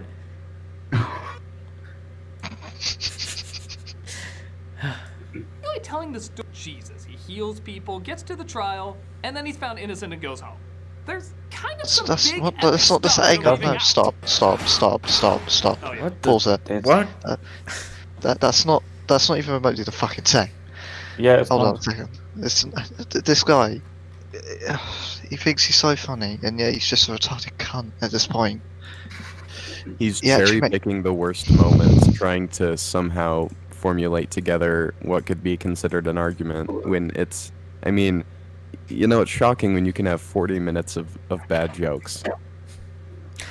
Sad how Yeah, but there's also like a few seconds of him trying to criticize the movie and not being able to. So you know, it's not all jokes. Those criticisms are a joke. Yeah. Okay, come on. We can do this. I believe in us. It's we've actually done pretty good, like 2 hours or 30 minutes. With short fillers, we were we took a much longer time to go through. Yeah, did I mention this was made right after 9/11? Leave Spider-Man alone! You gotta pick on a guy trying to save a bunch of kids! You mess with me, you mess with New York! You mess with one of us, you mess with all of us! God bless you, your heart's in the right place. But it was good. That was good. Yeah, I don't see the problem. Spider-Man saves Mary Jane and It's it's like the scene in the end of the Amazing Spider-Man one where they they turn the crane so to help Spider-Man, like showing that the people of New York, they're on Spider-Man's side. It's I think the scene in TASM is better, but anyway, it's well executed to show. Wait, can you say that one more time for the record, Marcus? No, I'm sorry, Top Peter. This is as good as you're getting from me, but I mean, it's just like it's showing that the New Yorkers are on Peter's side, on Spider-Man's side. Like he's a hero to them, and like yeah, I don't exactly see a problem with it. we just look at the context as well. How dare they try and help Spider-Man save innocent children in this girl? Yeah, I just. No, instead he should have accidentally sent a drone to almost kill him. But the Goblin grabs him and takes him to, honestly, the second best fight in the movie. Again, I think that's because No, I'd there's say not this is a the lot of best fight. half-ass CGI, and it feels more gritty and grounded. It's even one of the few times the Goblin's mask looks pretty cool. As you can see, Defoe's much scarier teeth inside the fake teeth, giving it a nice creepy vibe. As you'd imagine, Spider-Man finds his strength and ends up beating the Goblin, just as he reveals his identity. Give me your hand. I've been like a father to you. You know, a father that tries to kill everything you know and love? A Hollywood father. That's manipulation by the Goblin. Yeah, it's just, and he has like he said that his family, he's told Peter that his family to him, and he also has he has said after he graduated, like, oh yeah, if you ever need something you can come to me. Like he actually has been a kind of a father figure to Peter, and he's just Yeah, and also and he's just trying to manipulate Peter so he can get his guard down so he can kill Peter because Peter just otherwise Yeah. he's gonna lose and that's not what he wants. And he also says that that he's not doing the thing, it's the goblin that doing the thing, trying to manipulate Peter into that he thinks, okay, it wasn't Norman, it was the goblin, so I want to save Norman. That's his intention. And obviously it doesn't work, but yeah, he has all the it's actually pretty smart to try to appeal to Peter in that way. Yeah. And Nostalgia Critic himself earlier on said about Norman's personality disorder and chooses to ignore it here because he's a disingenuous twat. Yeah. Someone asked here, can you do an ECUM on a Cosmonauts video on the Amazing Spider-Man series? You know, when we were gonna cover the Amazing Spider-Man movies, we were gonna do like a Cinema Wins Sins double bill, so we could have a thought theater defending the film from the Cinema Sins. That could be fun, but maybe watching Cosmonauts video could be interesting.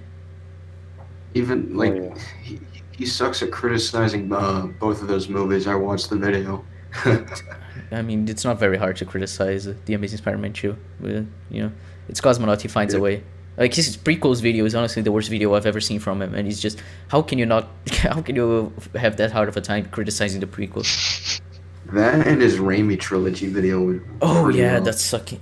That fucking sucks. But I think it's smaller than his prequel video, which is probably why I don't hate it so much. I have a father. His name was Ben Parker.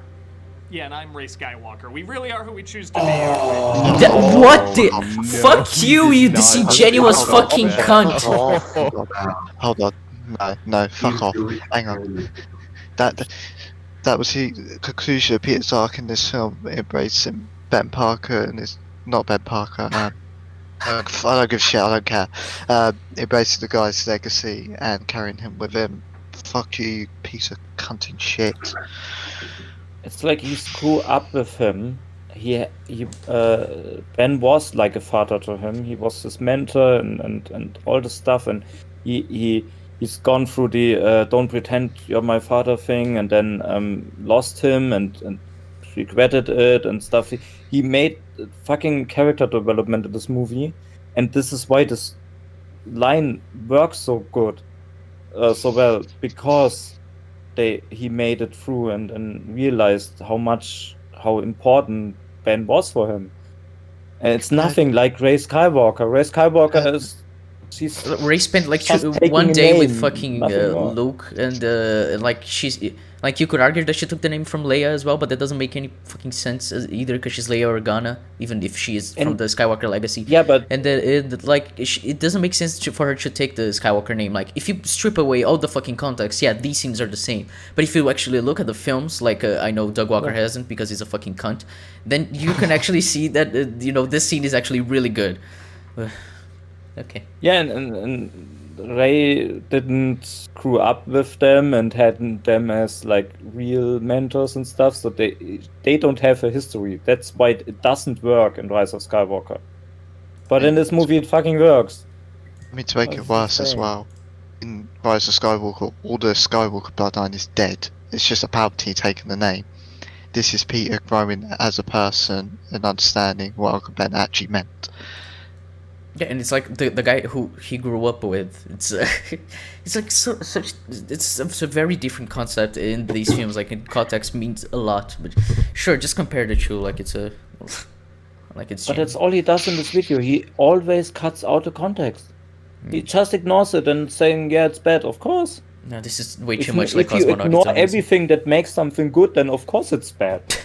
Yeah. This got approved. This got positive reception. Like, it has 27,000 likes to 4K dislikes. Like, it's I can't believe people actually like this.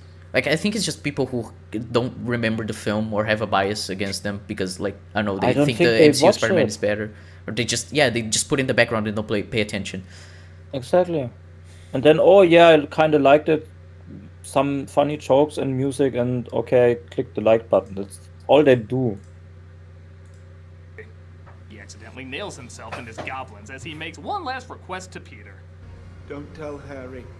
If he criticizes That's not this. a goblin, that's Well, I guess you did try to kill Norman. my girlfriend and Aunt May and me. You know, fuck you, I'm telling Harry. No, Fuck off. that's not how it works, you fucking disingenuous cunt. Wants to protect Harry. What do you mean, his best friend? But fuck that. Let's just destroy this image that his best friend has of his father. Like after he died, just say that he was a guy who killed all these people. Like clearly, Norman doesn't want to have that legacy with his son. He wants to be viewed as like the good things he did to his son. And he even says during the film, like, I haven't always been there for you. And this is just gonna crush him.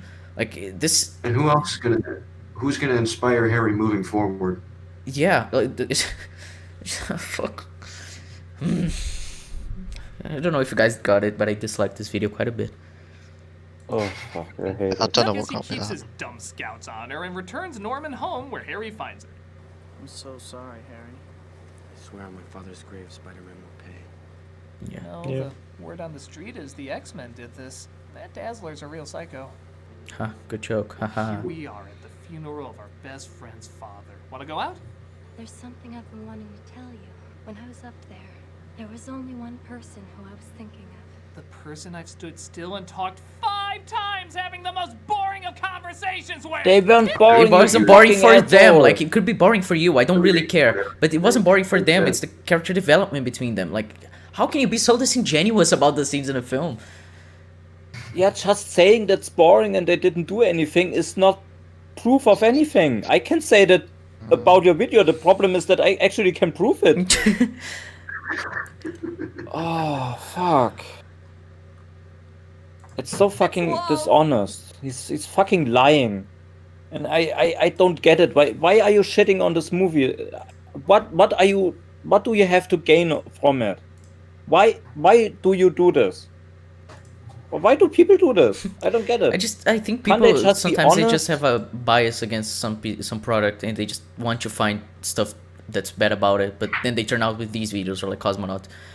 Most of Carter's but then Cosmonaut videos. actually find something. I mean, actually find something. If you have a bias against this, then actually find something bad in it.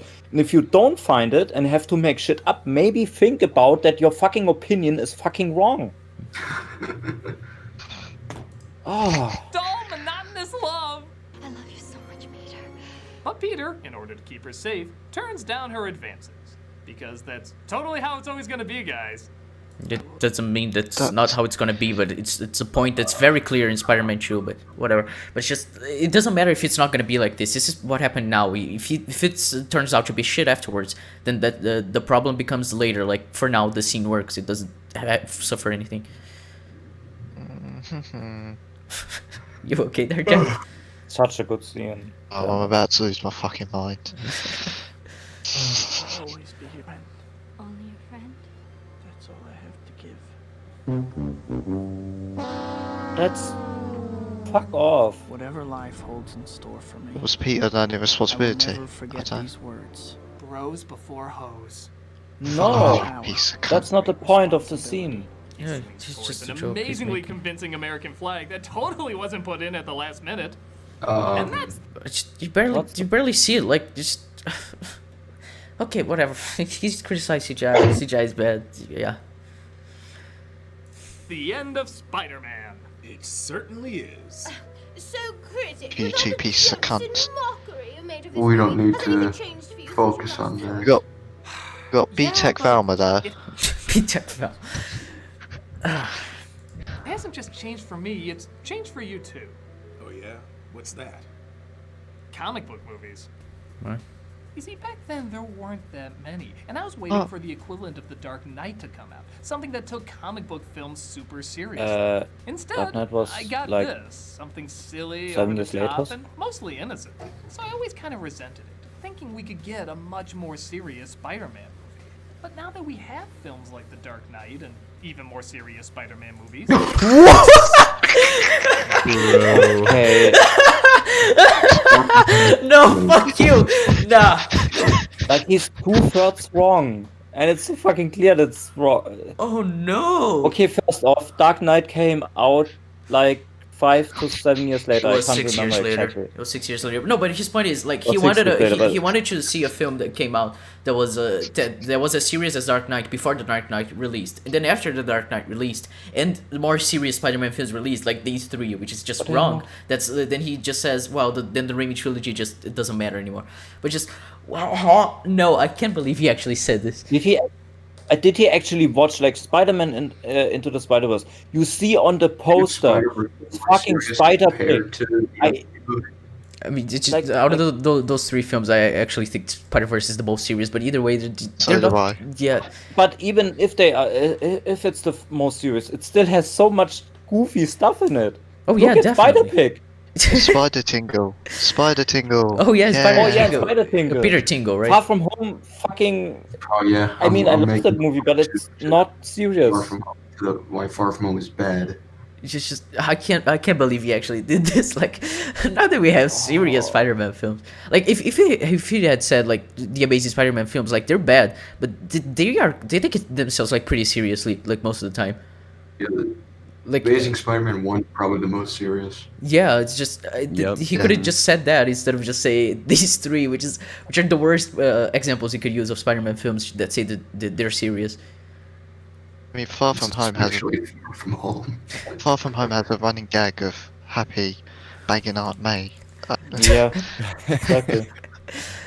I mean, I still find it funny, but yeah, it's funny, not serious. Yeah, it doesn't take itself that seriously, but sure. Maybe if Nostalgia Critic wasn't such a Iron Boy Jr., we could have gotten somewhere in these critiques. How dare you use that slurred thought? You're canceled now. We're not gonna be able to watch 10,000 films with you anymore. I'm sorry. Michael B won't let us. It's hard to find. Iron Boy Jr. is a no-go. I mean, Iron Boy Jr. is worse than the N-word. We all know that. Yeah. I can find joy how one of a kind this series is. Ah, okay. You're saying it's unique. That's good at least. Yeah, Shut everything up. in it is so campy and goofy. Yeah, it is That's campy. part of the fun. Yes, it is. Cons are Really, also because your video says otherwise. Yeah, it's just he spent most of the video criticizing that it's campy, and then he says, "Well, the fact that it's campy actually makes it entertaining." So that's so contradictory. Stupid. Such a retard. take it that seriously and just embrace the hilariously sugar-coated world. It feels Hilariously Sugar-coated sugar-coated world. world in the film that the four people try to rape MJ in the middle of the street. So many people die. Yeah, just And- Goblin kills a bunch of people. Ah. You have suicide, murder, rape attempt. Uncle Ben dies in front of him. Almost Funerals. And he, even Almost murder. Doug, he mentioned it himself that the fight in the end, it's like pretty brutal and graphic. So Yeah, but obviously he contradicts himself. Otherwise, this narrative wouldn't work. yeah, Goblin gets fucking impaled. It's, Yeah. Okay. fun. It's paced well. It's a decently laid out origin story. And it's So where's the fucking problem then? Wait. So he didn't actually review. Like this is his review of the film, right? Like the past 2 course. minutes is when he's actually talking about the film in the most Chris Stuckman way of talking about the film.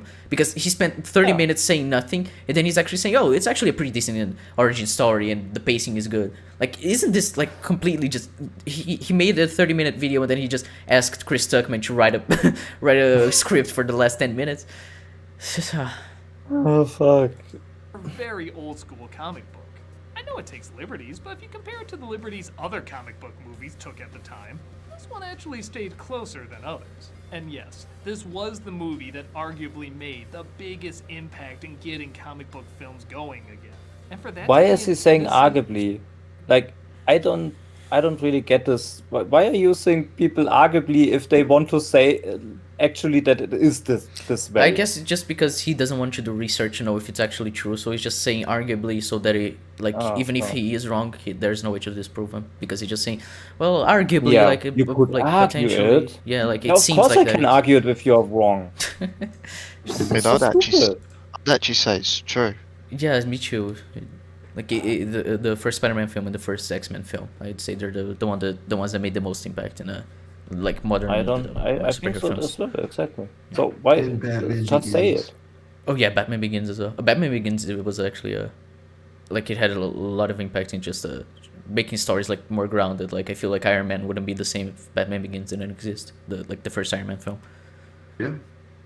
Gentle cornball flick instead of an extreme, dark, hardcore bloodfest? It's actually rather impressive. It's funny, a lot of younger people that grew up with this find themselves disliking it as they get older.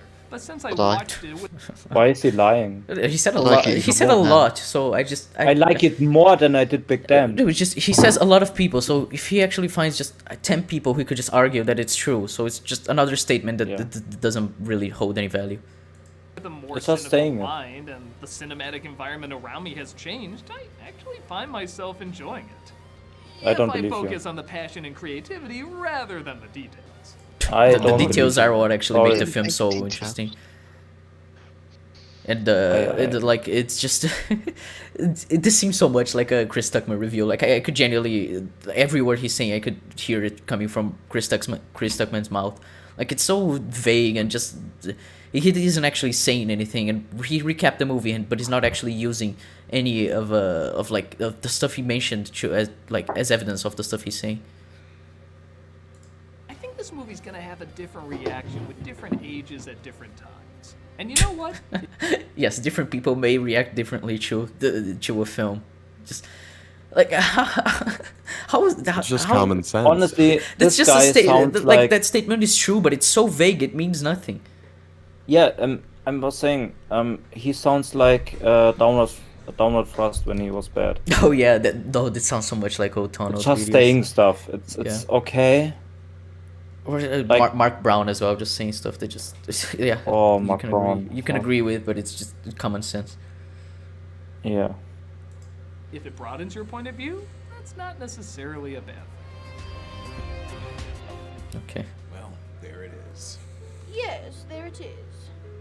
So They need to stop using I fair hate least. Well, I guess the little kid in me is always going to like it.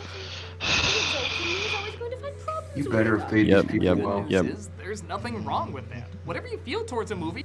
Okay, so the Oh, fuck ultimate off. critique, Fifth is the ultimate subjective critique that I can see him making this entire time is that the Raimi movies are for kids, and Yeah, but then no. if you're an adult, you will see problems with them, and that's the bottom line. Mm-hmm. Yeah, I guess I'm not an just, adult. Yesterday when we watched it, we just I guess we didn't enjoy it. Like not yesterday, it was a Friday when we watched it. We just didn't enjoy it because we're adults now, and just yeah, we were all pointing out terrible mistakes and didn't just end up saying that Spider-Man 1 and 2 were fantastic films.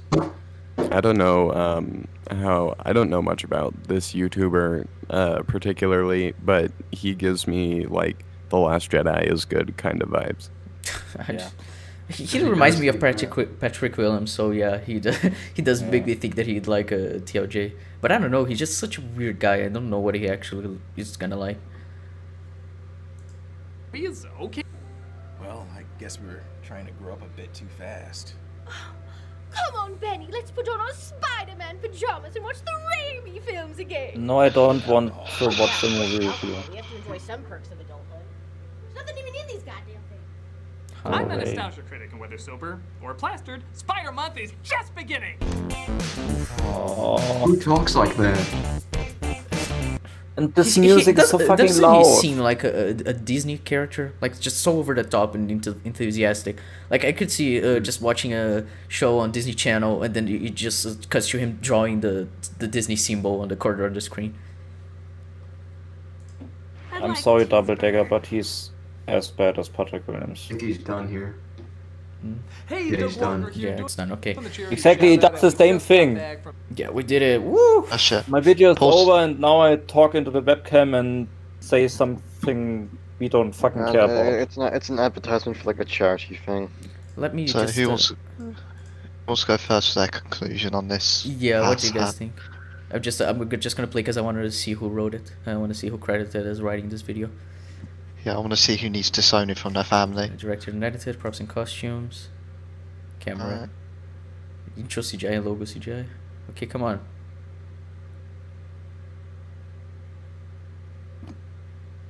The review must go on. Oh, okay.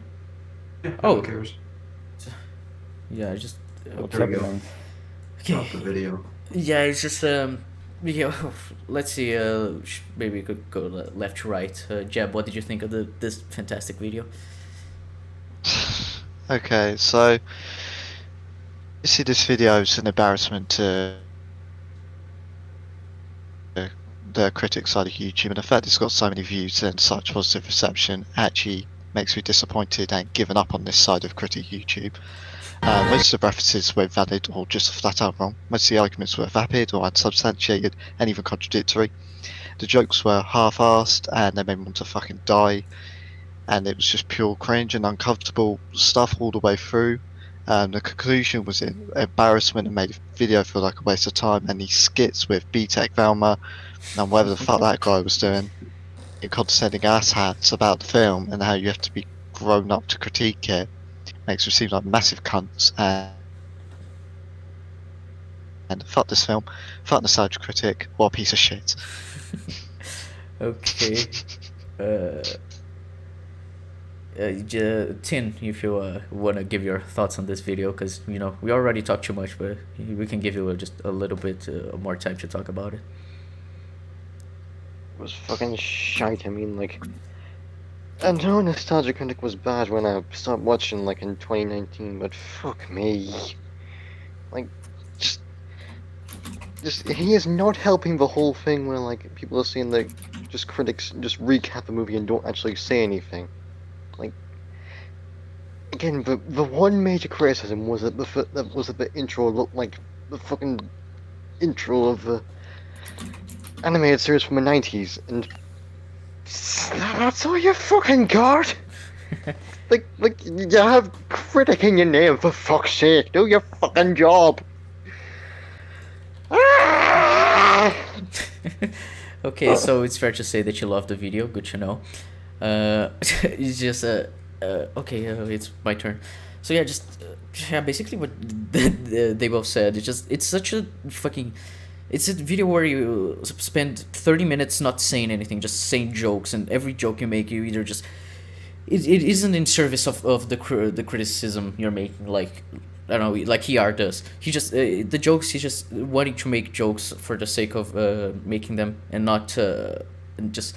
Not actually criticizing the film. And then when you get to the last 5 to 10 minutes of the video, it becomes a Chris Stuckman review where he doesn't say anything. He just says, oh, I kind of liked it. The campiness made it more entertaining. Crap like that. It's just so vague, and like he doesn't say anything. It's a 40-minute video, but I've never seen a 40-minute video with so little substance. And it's pretty incredible. I mean, outside of probably like cosmonauts videos, but that's a topic for another time. And I really hate this video. It's just when he's not making terrible jokes, he's just misrepresenting the film, and it's I really don't like it. And the SK, what do you want to say about this video? Crap, mega crap. Yeah. Oh, okay, you're done. Yeah, it sounds fine. Yeah. Soapy, what are your thoughts? Yeah, I mean, you guys already said it basically. It's just. If at least the jokes were funny, like making references and stuff, if they were actually good, I would be like, okay, it still would be a crap video, but at least the jokes would be funny, but they just aren't. It's just a reference. It's like, it feels like those shitty Netflix comedy TV shows where it's just like, haha, we said this line and now laugh, Mm-hmm. And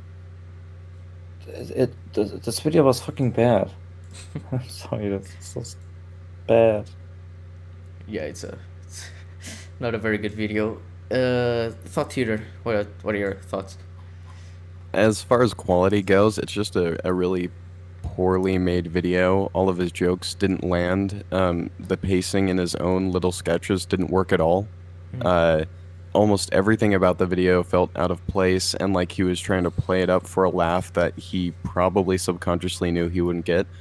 But as bad as the video was, it's not as bad as Legion is. So fuck you. that's where I'm at. Not as bad as Amazing Spider-Man 2. Yeah, so just considering what Thought just said, just so you guys know, tomorrow we're gonna have the funeral for Thought Theater. Unfortunately, he's going to be found dead in his apartment later today. But Marcus, I did what he was unable to do. I was able to make a joke that garnered a laugh. So so you are at least better than the Nostalgia Critic. Well done. Well, that's a very high bar. Just we weren't planning to cover his video on the second film. Thought you said you're not gonna be able to stay with us for that long. Yeah, I got some business I gotta take care of. Yeah, so I would also prefer if we don't watch another shitty video right after this one. Yeah, it's just I'm okay with us having a kind of a smaller I wouldn't episode survive. today. I thought it would be bigger considering it was a 40-minute video, but he didn't say much. So this video is kind of like the same size as the first ECUM. Sure, but I would we'll tease our audience. I would do it at another time. Yeah. Okay, yeah, so unfortunately SK isn't here, but if you guys want to say goodbye and plug your channels, starting with Jeb, do you want to plug something? Unfortunately, killed my Twitter. I called him a cunt a few too many times because he is a cunt, so I have nothing. Okay, oh yeah, true. Okay, so Tim, do you want to plug something? I think my channel's gonna be in the description already, so I'll just plug my Twitter, which is @man_of_10. I think so. Yeah, just all our channels in the description. Actually, I think our Twitters are as well, which is funny because Jeb's Twitter is also there. But so yeah, you didn't put my Twitter, Marcus. You shit. You're lazy. Oh, I'm bad sorry. Person. Should have enjoyed Legion. Way to be a nice host, and I apologize. Appreciated. Soapy, if you want to plug something. Yeah, so you can follow me on Twitter. I post occasionally some stuff and get into arguments with retards. So if you're interested in that, and I'm currently streaming on my YouTube channel, you can find in the playlist section the previous streams. And I will stream tomorrow. We'll continue playing Life is Strange, and also work on a few videos. And I hopefully will get a Q&A video done soon. And yeah. Yeah, it's Thought Theater. If you want to plug yourself. Yep, I think most of you know me already, but if you don't, my channel's The Thought Theater. Make lots of video essays. Next Saturday, I have a video essay coming out about all the greats of The Amazing Spider-Man 2, and I am working in reverse, going from 2 to 1, just for no other reason other than I'm going in order of how much I like each film. But thank you, Marcus, for having me on. It's been a good time. Yeah, it's been a lot of fun. Yeah, so yeah, my channel is also in the description if you guys want to check it out. My channel and my Twitter, and yeah, just my next video I'm working on something that Jeb is actually working with me on it. So yeah, it should be interesting to do. Yes, it is related to Legion, but it happens. And thanks so much, you guys, for joining us here. Yeah, see you next time, guys. Bye.